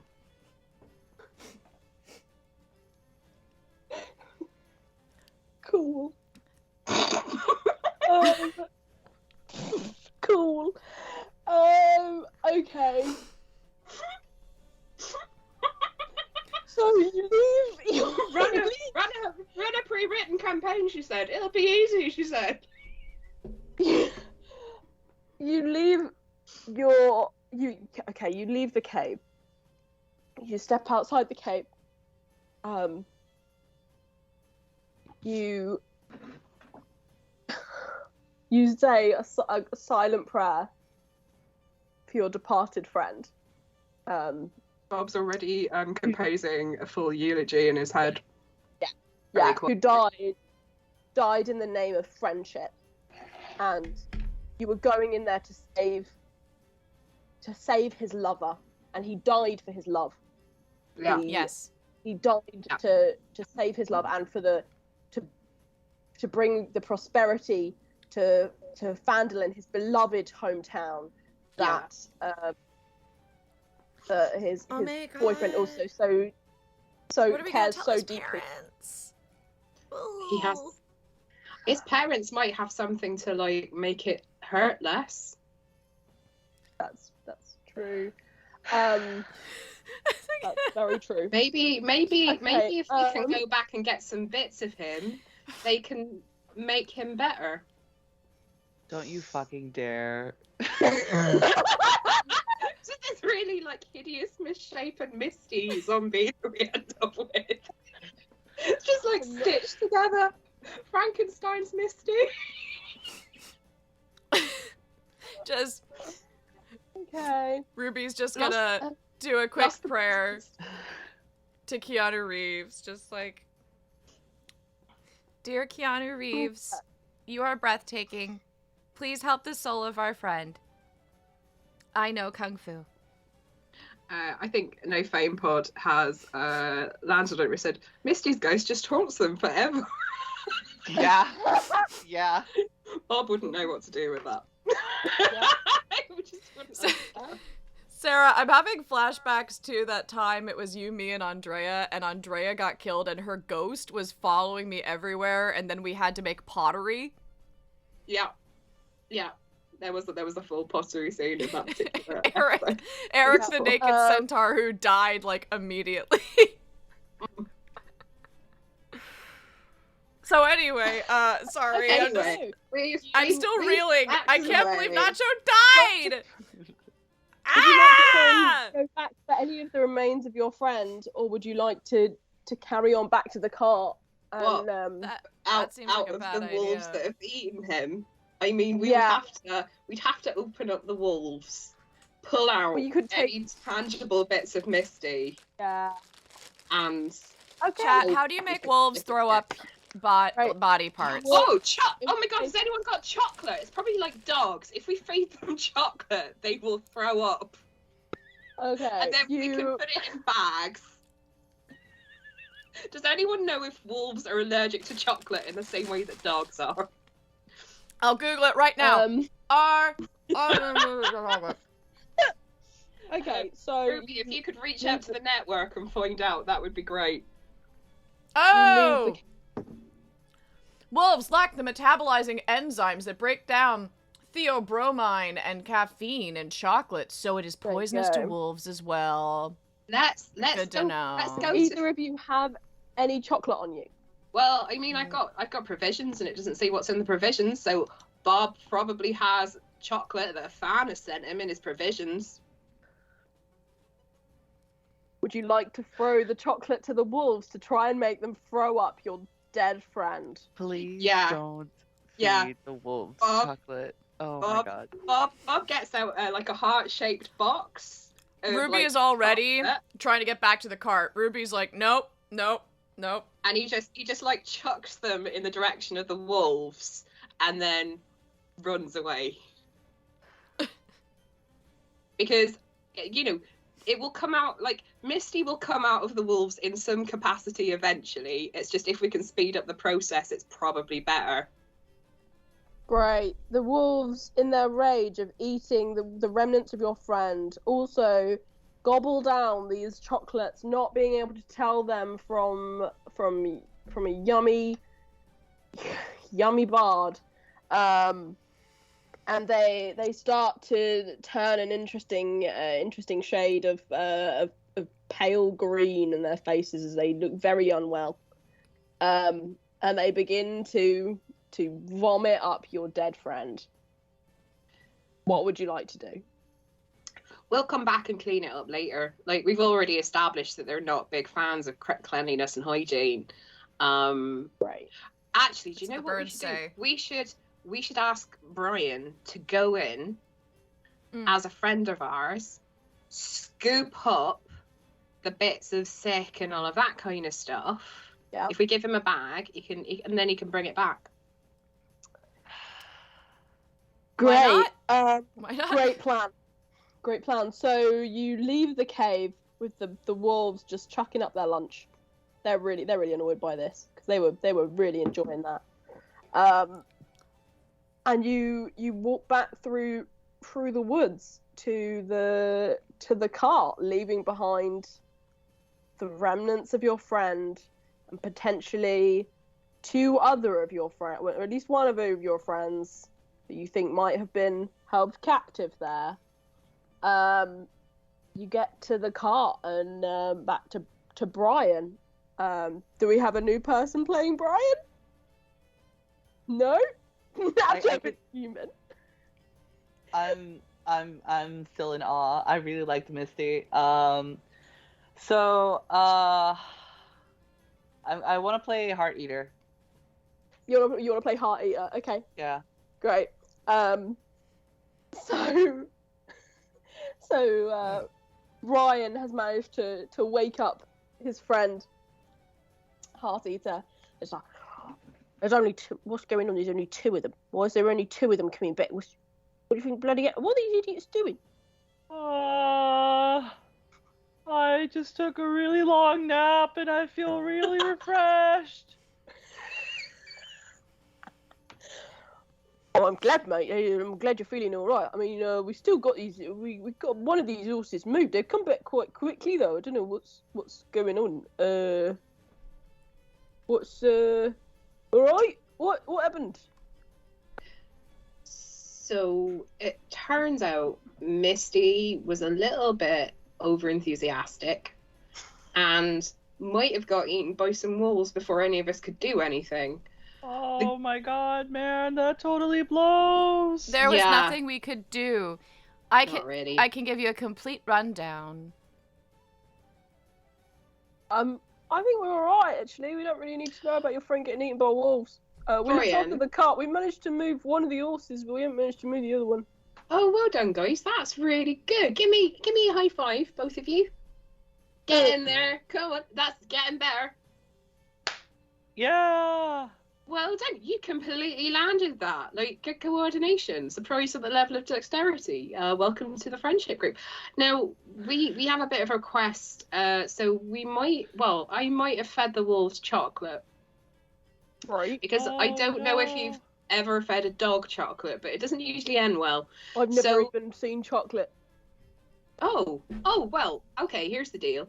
If you could go back to the cave and scoop up any bits of Misty that you find, along with, if you see anything that looks like dog sick, and put it in a bag for us and bring it back, I will give you this this box of chocolates from a fan. And he pulls out another box of chocolates that's in the shape of a teddy bear. How do I know that I'm not also allergic to chocolates? I don't know if goblins like can metabolize chocolate. You could lick it and find out. I got this. And he just like grabs a handful of chocolate and stuffs it in his face. Nacho ready to die again. I know, I was about to say, I was like, oh my god.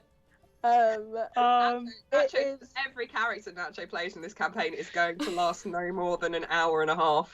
The heart eater is like chewing and he's like, it's kind of sweet.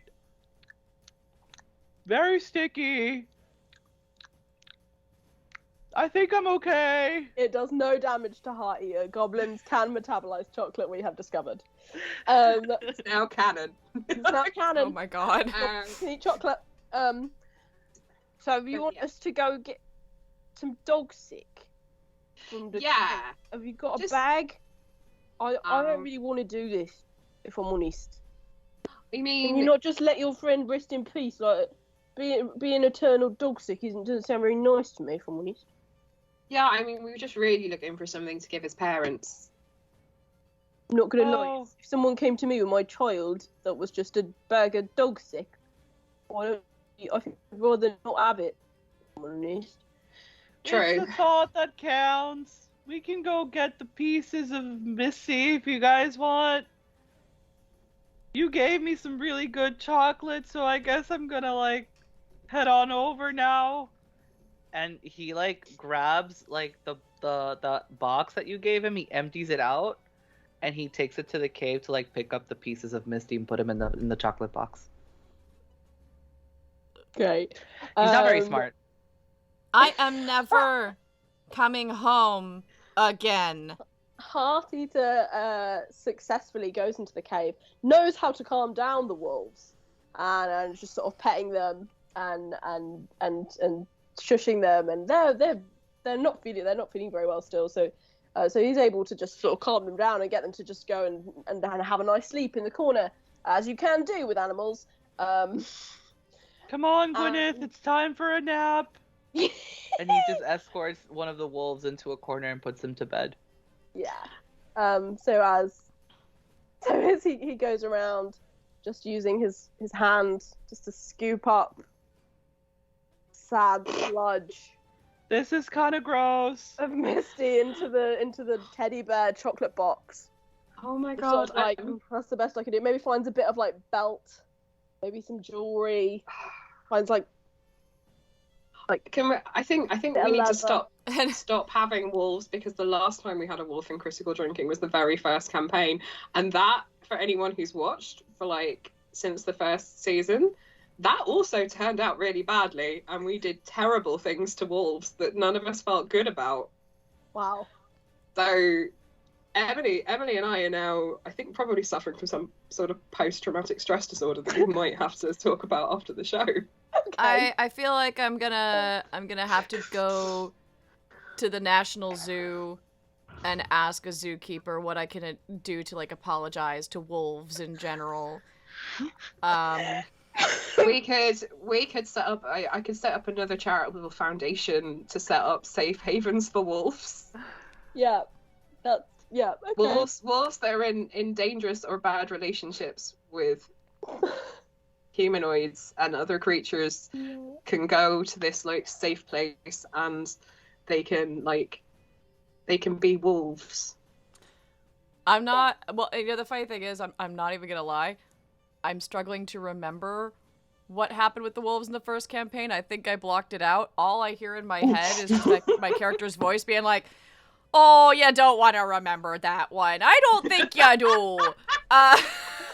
Okay, so Heart Eater. Hearteater has now got the box of chocolates Yeah. full to the as much as he could collect of the remnants of your dear departed friend Misty. And he's running out the cave and he's like, I got it! And then Yeah. he falls flat on his face and it opens up in front of him again.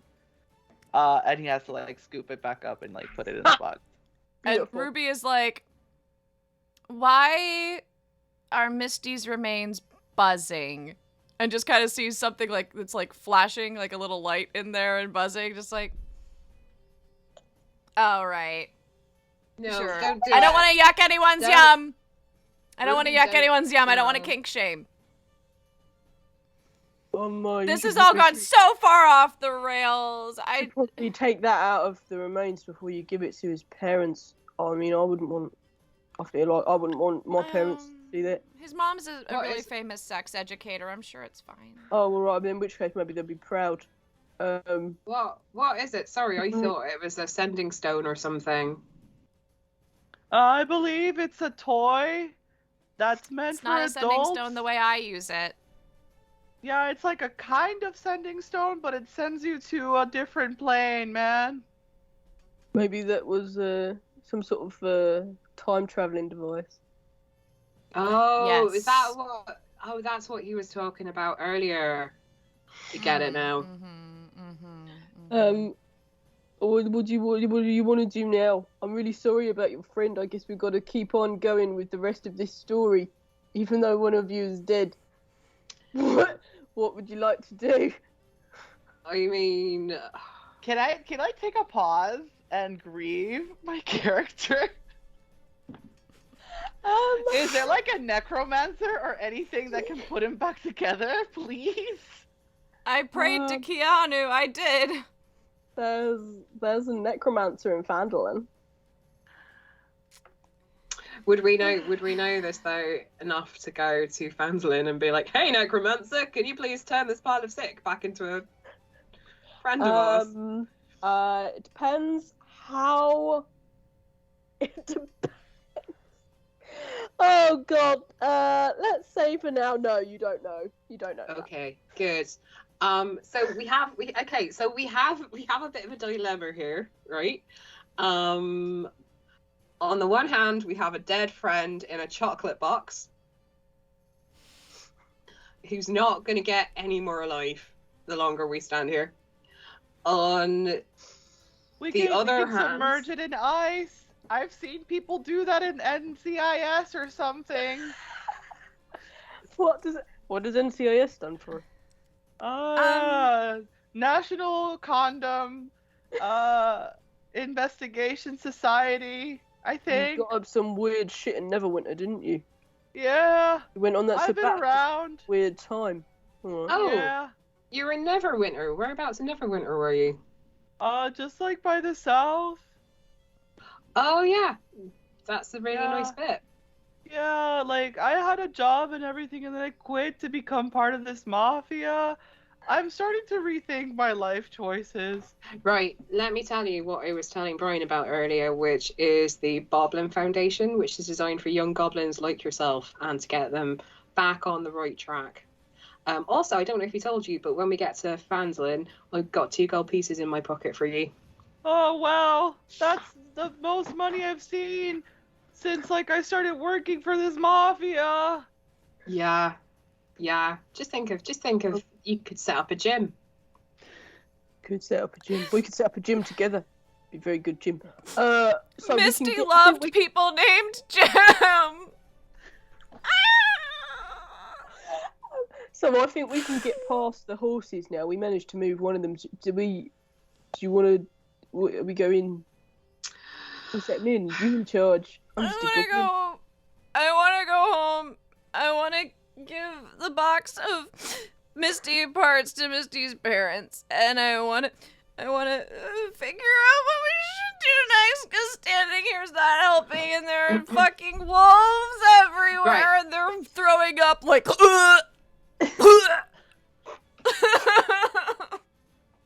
Right, yeah. Why don't we get back on the cart? Lads, jump in the back. Let's whip back to Phandelver. Let's chat to some people and see if we can raise the alarm, maybe get some sort of help. Maybe some sort of, I don't know, healing potions. Maybe have a rest so that, we can do things like make the ground shake for more people. We'll find a way around this. We just need to get home, and my dad, Bob Senior, he'd know what to do because he's been around a long time collecting songs. He knows all about how to deal with evil through the power of folk music.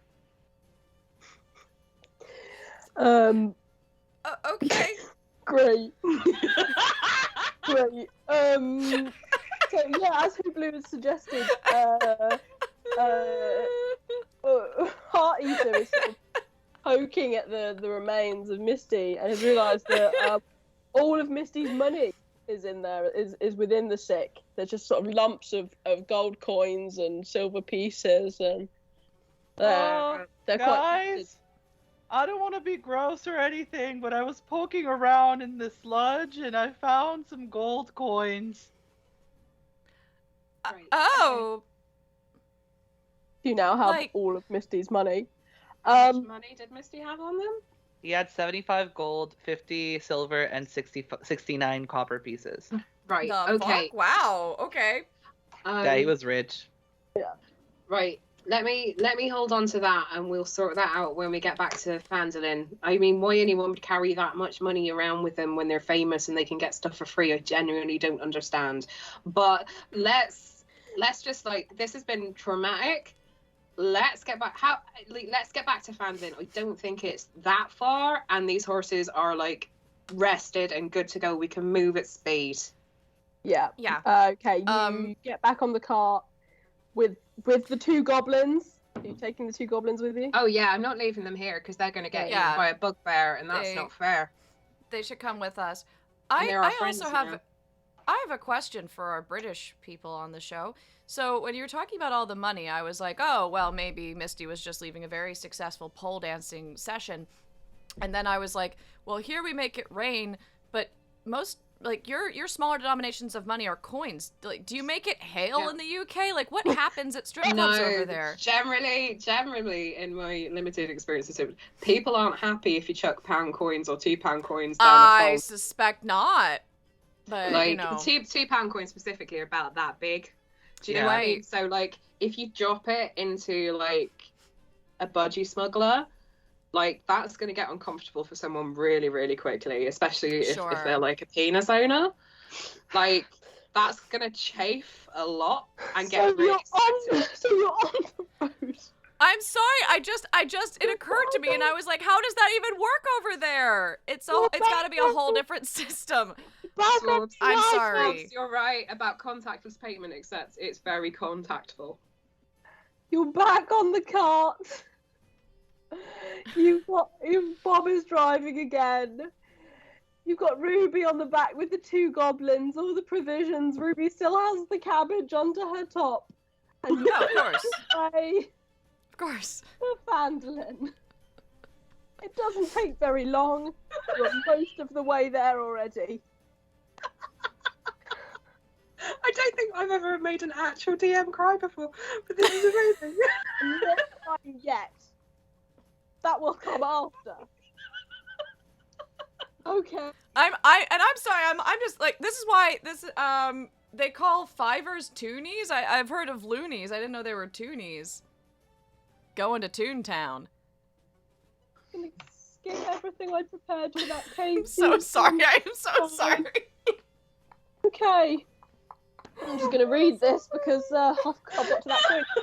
The wooden tracks emerge from a wooded hillside and you catch your first glimpse of your hometown, Phandalin. The town consists of 40 to 50 simple log buildings. Some build on old feldstone foundations. More old ruins, crumbling stone walls covered in ivy and briars surround the newer houses and shops, showing how this must have been a much larger town in centuries past. Most of the newer buildings are set on the side of a cart track which widens into a muddy main street of sorts as it climbs towards a ruined manor house on the hillside, which is probably the location Bob was singing about in his song. As you approach, you see children playing in the town green, townsfolk tending to chores and running errands at the shop. No idea that one of your friends has just died horribly. Many people look as you approach.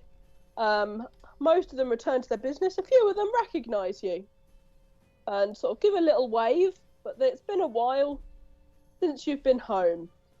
Or in your hometown of Phandalin. As we're in the cobblestone streets, you see this small goblin with this really big box of chocolates just being like... and like some of the sick lands on his like clothes, covering him in like wolf throw up, essentially. And he's like, can we like stop? I feel like I'm gonna drop this. Whoa! And Bob stops the car and turns around and gets a bar soap out of his bag and chucks it back and is like, "We'll find somewhere for you to wash up later, young man." Okay, as you Again, approach... I'm sorry. I just got small hands. It's all right. This is a Don't- really big box. No, it's us. We should have put it somewhere safe and not made you sit and hold it for the last hour and a half. It's really not fair on you. Misty would As you have approach wanted to be worn by a person, though. So And it has gone very neatly round your neck, and I think they would be pleased with that. yeah, that's what they would have wanted. Yeah. Can I have a Constitution saving throw from the goblin? Yeah, give me one sec. Hearty, make me a Constitution saving throw. Constitution is okay, just a regular, not 20.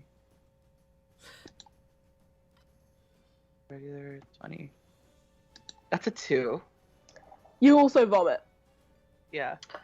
I puke just like to the side though, so I don't. Yeah. I don't. You don't puke Puke in on the the puke. box. You just puke off the side of the cart. So it's just Yeah. so much vomit happening. As you enter the village, the very small town of Phandalin, your home that you know very well. So you're coming down onto the cobblestone streets. You know that up to your right, if you go up the track to your right, you will get to the aviary.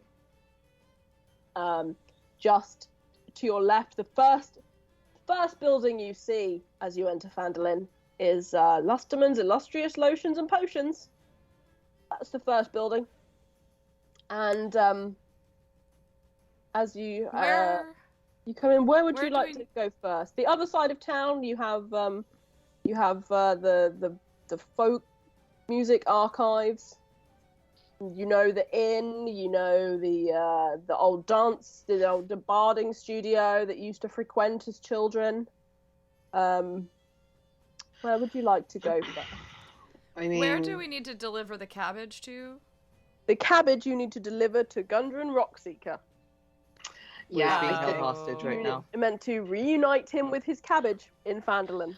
the cabbage. Don't worry too much about the cabbage. You can hold on to that for a second, and we'll leave it at the archives. No one goes to the folk archive, so it's very safe and secure there. Okay.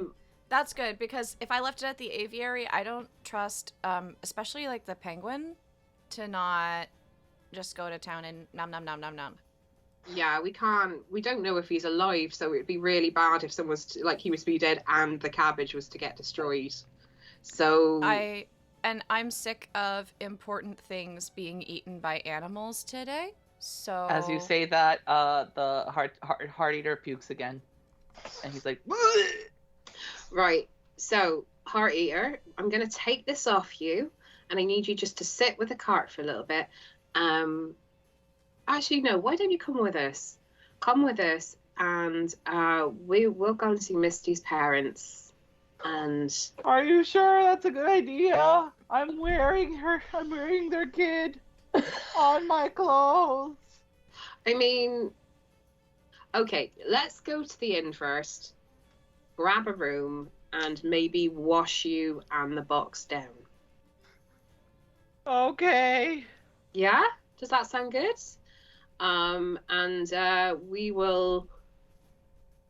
We'll have a chat about what to do and how to do this. Okay, so you continue on into the village. You pass Lustaman's illustrious lotions and potions. The occupants just going about their day, none the wiser. You reach the Stonehill Inn. You park up your car outside, I'm guessing with the horses, Yeah. and you enter to the very the very familiar the very familiar inn that you frequented much in your youth. As you enter, you are greeted by Torben Stonehill, the innkeeper, who's says, "Oh, old friends! What a wonderful surprise! Hi, Torby. Bob, Hey. Ruby, Heartseeker walks in behind them, and he's like crying. He's like, brought pets." No, he's not a pet. This is our new friend, Heartbreaker. Heartbreaker? "Heart eater." Heart eater. Heart eater. Oh, Heart well, eater. nice to meet you, Heart Eater and other friend Oh, that's Brian. A Heart Eater and Brian. Brian.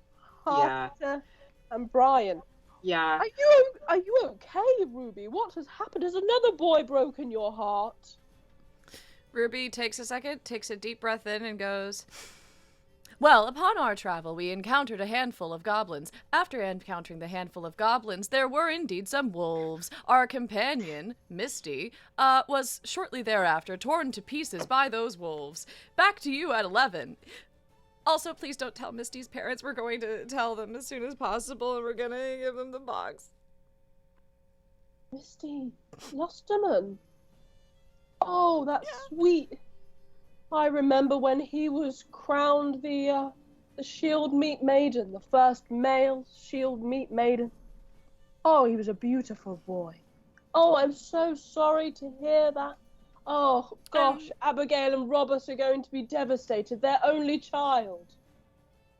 What did you say about a box? He's in there.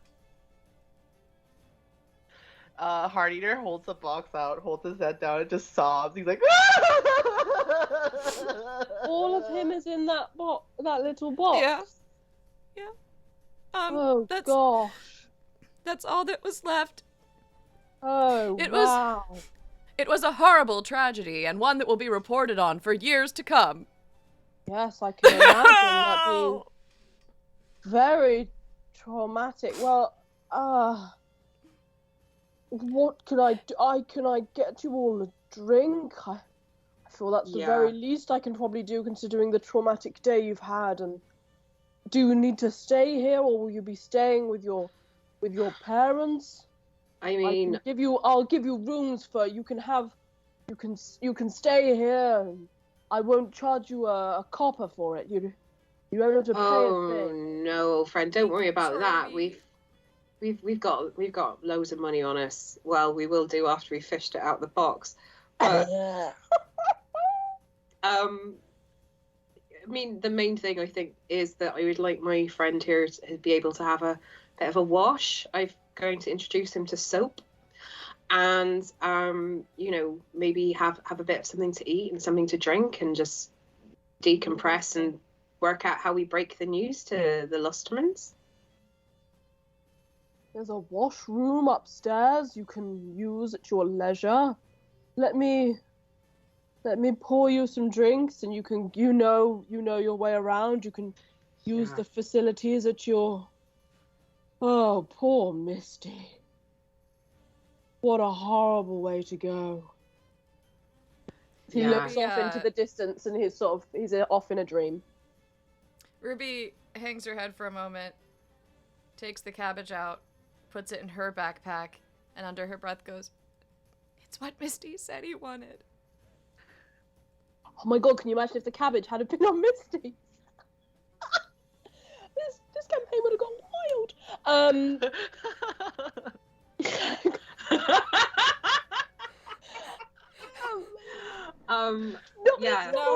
Okay, you go about your business. What are you gonna do in the Stonehill Inn? Okay, so first things first. While food and water and drinks are being gathered, Bob is going to scoop up the two goblins and effectively dunk them in a bath with a substantial amount of soap. Heart Eater is wearing these rainbow heart boxers, and he has them it's a little cheeky, a little cutesy thing, and he goes, "Oh yeah, I remember this when I was in Neverwinter. The water is always so nice and warm." Yeah, you'll be fine, Brian. Just follow Heart Eater. Brian's never taken a bath before. He's just he sort of goes into a river and just sort of like. Is this where we find out if you get goblins wet, they multiply?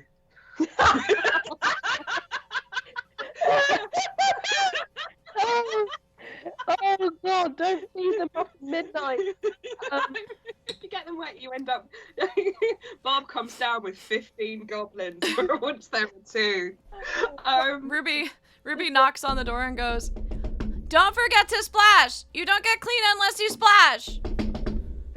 No one splashes when they wash. Yeah, they do. It'll be Splashes fine. the bar. Yeah, no, you're going in the bath. You're going in the bath, Brian. And with that, I imagine when you see people trying to get their cats. Dungarees and is completely naked underneath. That's fine. Yeah. Bob's been on tour for the last 10 years. He's used to just people being weird and naked, and is completely. So he basically just he's like, if you don't, can I help you into the bath? Considering they're nearly the same height, he's like, let's just get in the bath. Both of you in the bath. Great. Brian sort of dives head first into the tub over the side. And does a little roll and then just a big splash. And Heart Eater just kind of pushes himself up the edge and then just falls flat in his face into the water. So this is called soap, right? You'll know this, Heart Eater, but for you, what you do is you rub it all over yourself, so you go all nice and foamy. Even on my bottom parts. Even especially on your bottom parts. Oh, didn't know that. Yeah, especially when they're really important, because that stops you getting crusty and then you get sore. So why I have that problem, all right. Yeah, so you need to rub it all and then you splash yourselves, and this carries on for a good 40 odd minutes of them talking about. In the meantime, what is Ruby doing downstairs? Ah! Swamps! Well played, my friend. How does music time work? Music time. Music time means that one of our party, Schwabs has allocated this to Bob, has to sing us a little song about what's happening to them right now. Take it away. I'm gonna cut the fantasy music for a second so that it's all Sarah. Yeah. Okay, Right. good. There we Excellent. go. So we're putting 2 goblins in the bath, blubble, blubble, blubble, 2 goblins going in the bath, blubble, blubble, blubble, rub yourself with soap, blubble, blubble, blubble, rub yourself with soap, blubble, blubble, because we want to be clean goblins, clean goblins, clean goblins, so we can tell our friends' parents that they are dead. We're in the bath with goblins, bubble, bubble, bubble, bubble, bubble, bubble, bubble, bubble, bubble, bubble, bubble, bubble, bubble, bubble, bubble. Heart Eater just like, yay! Claps. Brian's going, I've never heard such beautiful music in all my life. You must be a famous bard of some kind. Yeah, I am, but I don't really like talking about it that much. But I might get you guys to like sing it back at me later and see if it'll be a B-side. Heart Eater just like says yes. He nods and he's like, yeah, bubble, bubble, bubble, bubble, bubble, bubble, bubble, bubble, bubble. So we can Grabs the towel and ties it around his head so it looks like a little like one of those hair thingies that women do to like dry their hair. I also do it because like I have long hair. But essentially he like leaves the bath feeling refreshed and he's like, all right, everyone, I'm ready to go. Let's go tell the Lustamans that their kid is dead. I've never felt so refreshed. It was lovely, actually. I'm going to splash around in the bath and wash my downstairs parts much more often. Thank you for this experience. Good. I'm glad we've all learnt something today. And Bob, who has got, like, basically trying to, like, explain Brian how he's got really wet. And he sort of just, like, opens the door and, like, everything about him's dripping. So, like, there's just a trail as he goes back downstairs of, like, dripping water off. Right. What was Ruby doing whilst the goblins were having their bath? Somewhere around the song, Ruby was like, and went downstairs and ordered a drink for while she waits for them to finish up whatever is happening behind that door. Mm-hmm. So she's just waiting. Great. Are you making conversation with Tolban, or are you just both sadly just sitting there, looking into your glasses and just With thinking of Misty? Torben, she like it's quiet for like a little bit, just looking into her glasses, and then she's like, "So, like, how has everyone been since I left?" Oh, that's quite a question, my friend. Mm. It's not been a great. I'm still doing the goblin voice. It's not been a great time in Phandelver recently. The red brands have been taken over somewhat. They've been hassling everyone, apart from old Helia. I don't know how she gets around it. They tend to that's stay a away from me on the whole. They like to drink in the Sleeping Giant. Well, I guess that's lucky for me, but I'm not making the coin off them, I guess. But I don't know if they'd even pay for their drinks. Oh, I hear your sister's been poking about the woods. Has she? Yeah, I heard Marigold found a secret tunnel, or I don't know, something happened. But I mean, it all seems so meaningless, doesn't it? Now that young Misty's left us. Yeah, absolutely. Misty, tunnel, military occupation, but and like I mean like what's Orlando doing? Has Orlando been fine in the military Oh. occupation thing? Oh, well, I don't know if didn't you and Orlando have a tryst once upon a time? A tryst? We were engaged. So I don't know if he's been telling people that it was a tryst. But Ruby, in the You know, back of your mind, you remember what Misty told you. Men are trash, and that's why we use them. Well, I hate to break this to you, young Ruby, but Orlando's a red brand now. He's one of the doing all right in the group. There's the gang of them that they are. He seems to be doing fine, I suppose, but he does. I mean, they beat up poor old Harbin, the town master, the other week. the town what? The town master, the town master. Harbin Wester? No? Was he not town master? Town master. Was he not here when you were... Was he not the town master when you were here? Oh, the town master coverage was on my colleague, Jingles. Jingles was always the one that covered town master news, and I only focus on what I have to focus on. It's kind of like I never know what the weather is, because that's always something that, Shadows Mackenzie used to do, and I would say, over to you, Shadows Mackenzie, with the weather. But I can't even tell if it's raining or not half the time. Sounds like you had a very interesting set of town criers, but yes. And so being yeah, a town crier is really important to me, and I guess Orlando's doing great being trashed without me. I don't think he's got another girl, but I don't imagine anyone really wanting to date a red brand. They've been causing havoc and making the place horrible for everyone. Well, good. I hope he dies alone, and I hope that every anxiety and insecurity that he's ever had, I hope they all come true, and that and that he's alone forever. You just hear Misty's voice in the back of your head saying, "There's my girl." Misty would have wanted it this way! Tobin reaches his hand across and sort of gently pats Ruby's arm. And just says, it's been a long day for you, and I'm sure you don't mean any of these things, but oh, here comes Bob.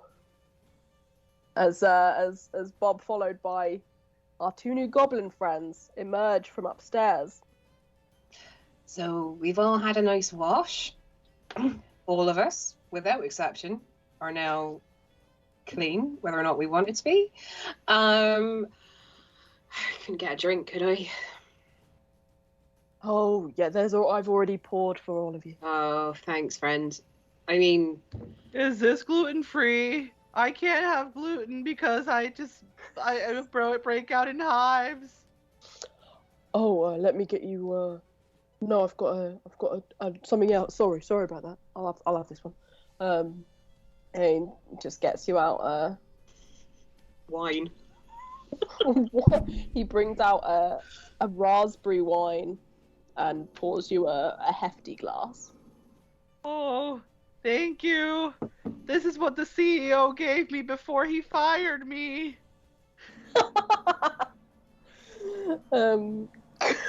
Great, you all have your drink. You're all in the Stonehill Inn. Would you like... It's nearly 10 o'clock in the UK. Would you like to go and tell the Lustamans that their child is dead this evening, or would you like that to be the first thing we do next week? I will leave this up to you and also the chat. Yeah, I wanna hear what the chat has to say. My initial inclination is that we should tell the Lustermans, and that way we can drink and decompress before whatever the next step is. But Yeah, I mean, agreed. I don't know if the chat has another opinion. Yeah, what do you think, guys? Chat, should we carry on playing and go and tell the Lustamans, or Do you want how the much- Lustamans to how know much- today? how much horror can we all sustain in one episode of critical drinking? That's basically what we're asking you. They're all just aghast. They're all silent. They I don't know. what to say. I watched the 1981 horror film Possession the other day, and I watched Sam Neill do all sorts of unspeakable things, and I made this face a lot. But it's got nothing on what just happened today. Yeah. Do it. No Do fame it. pod Do says it. everyone says Get get it it over over. with. Okay. Yeah. Okay. Right. Yeah. It's happening. Okay. So you finish up your drinks, and Tolban says, "I think it's time, friends. We should go and see poor Abigail and Robert. It's going to devastate them." You guys see Heartseeker kind of like spruce himself up with the reflection of the glass and like slick his hair to the side so he looks more presentable. Going to have a And he different says- heart-based name every time. Heart Eater, sorry. Heart eater. So Heart Eater just like spruces himself up, like brushes his hair to the side so he looks presentable and says, "All right, let's go tell the people what they need to hear."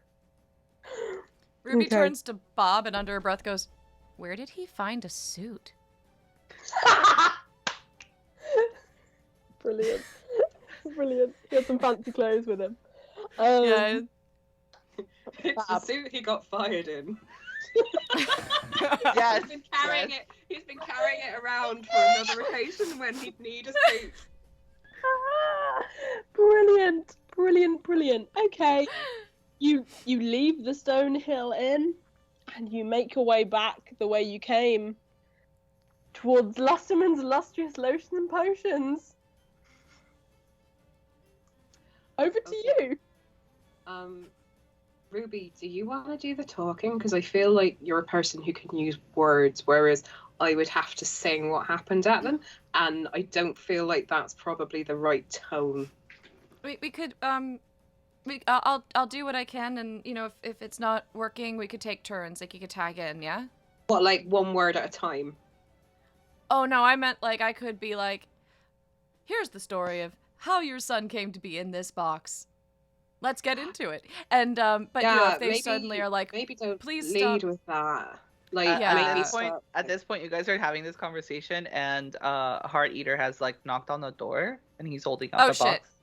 Oh shit. No, Oh, shit. it's fine. Shit. We'll give them context. Don't worry about it. The Okay. door is answered to this shop. They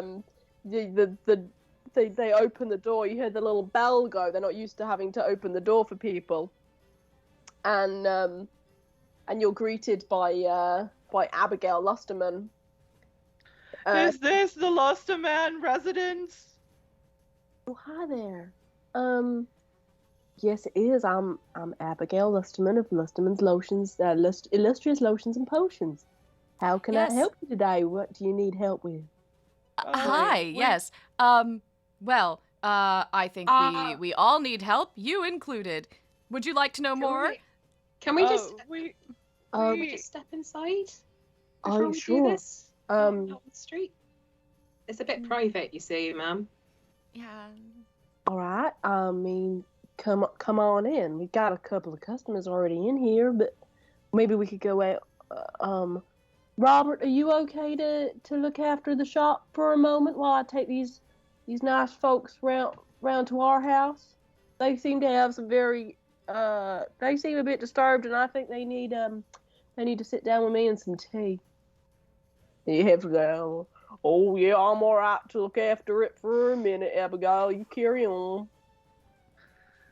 Heart Eater just kind of like nods and bows to like every single one of the customers who's in the shop before he like finds a corner to sit with the box, and he puts the box next to him. Abigail leads you through the shop, throughout the back of the shop, and down just a little path to their house. She unlocks the door to their house and comes in, gestures for you to follow her. and she fills a kettle and puts it on over a little fire to start boiling some water for some tea. So, thank you for the tea.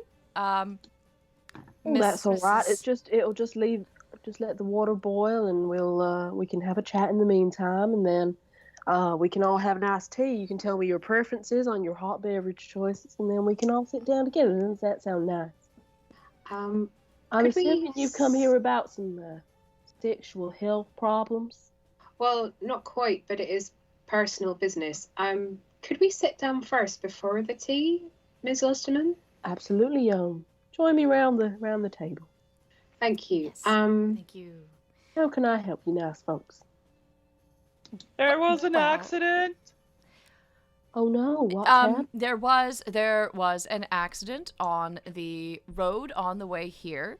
It involved a very large cliff, a goblin den, a bugbear that I'm still concerned about, and some wolves.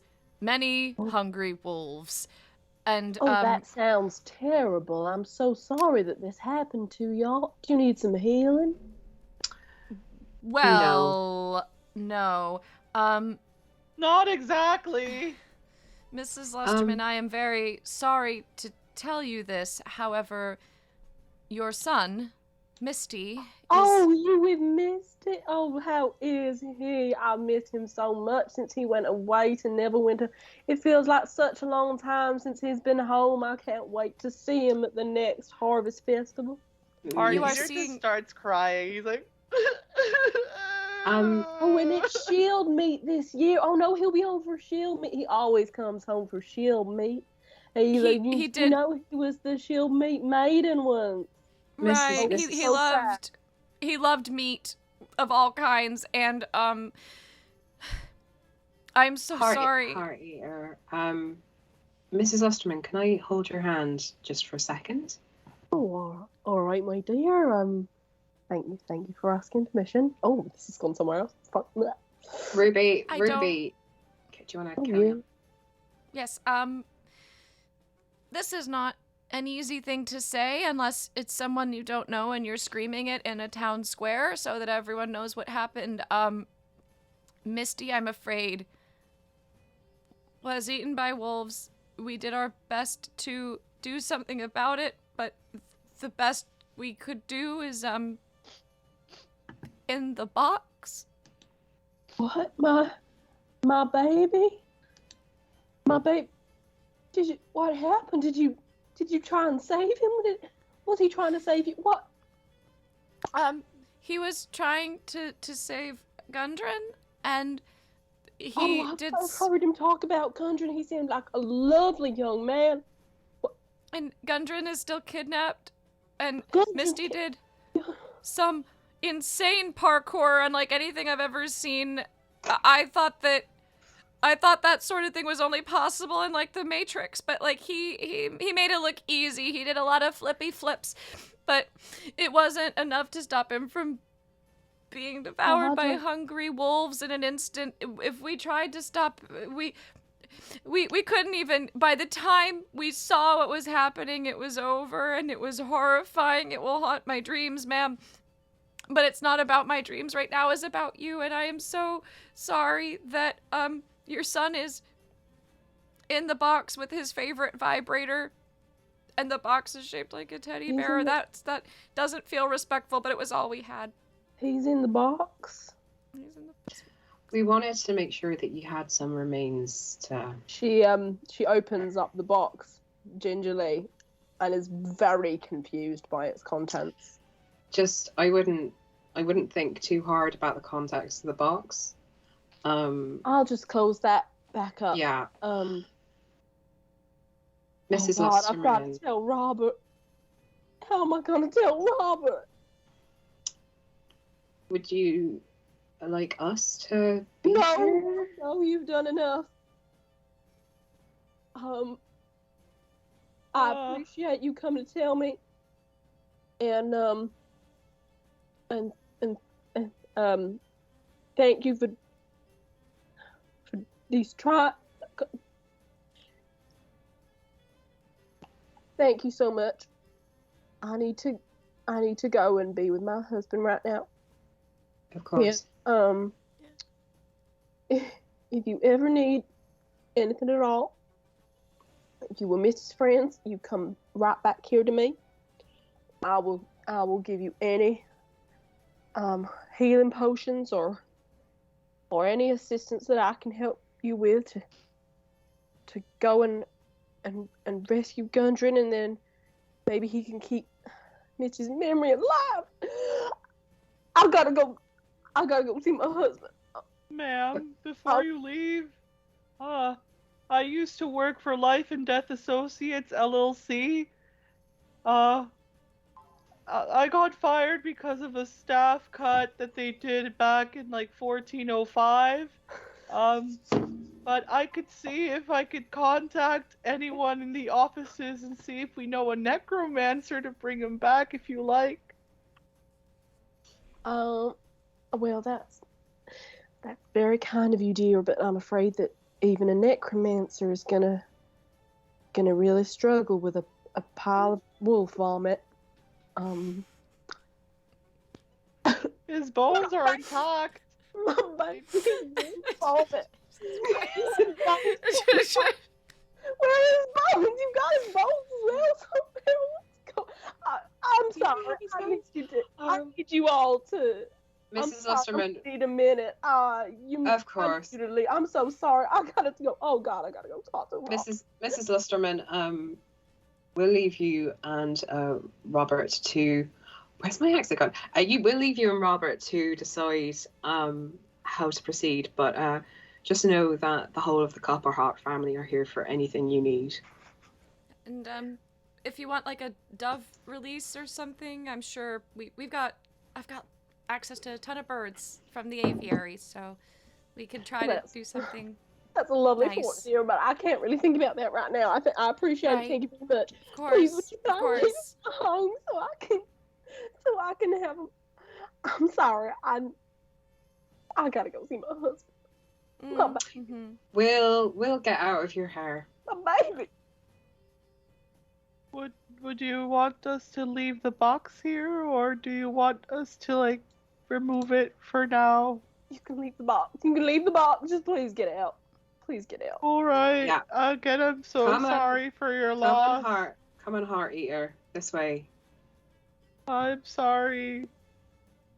As you leave the house and you don't go back through the shop. You go round the outside. Yeah. And down the sort of side pathway, and as you sort of come back out onto the main street, you just hear, "Oh, Robert!" And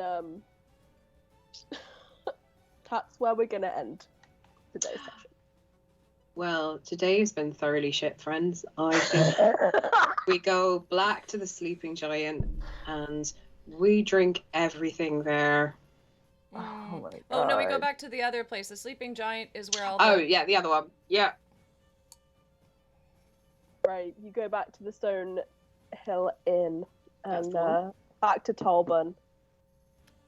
Y'all, there's not enough for net in the world. Rest up. You eat and you drink and you don't think about your parents. You don't think about going to see any of your loved ones. You can't face it right now.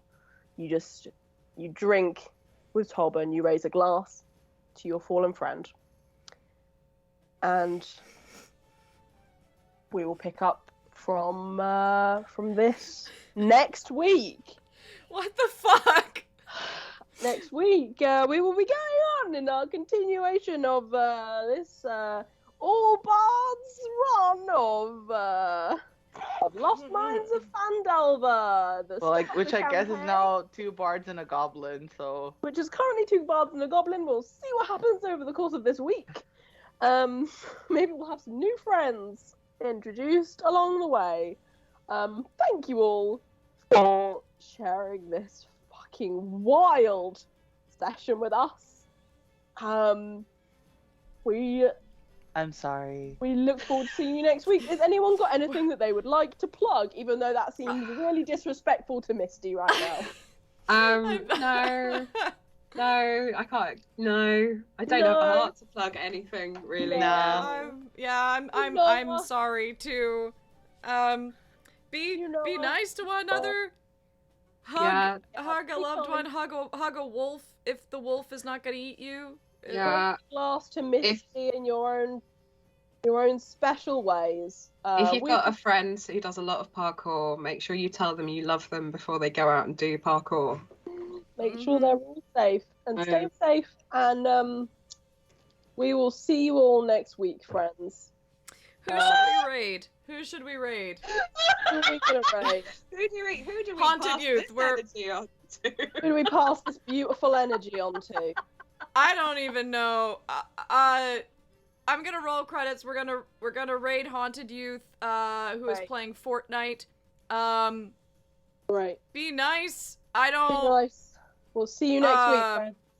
Yeah, you never know when it's the last time Someone's to be nice last before bang, someone I gets guess. That is, eaten by wolves. that's real play that for you, note- friends. Yeah. So I'm gonna roll credits and then we'll get going. All right. Thank you, everybody. Have a good night.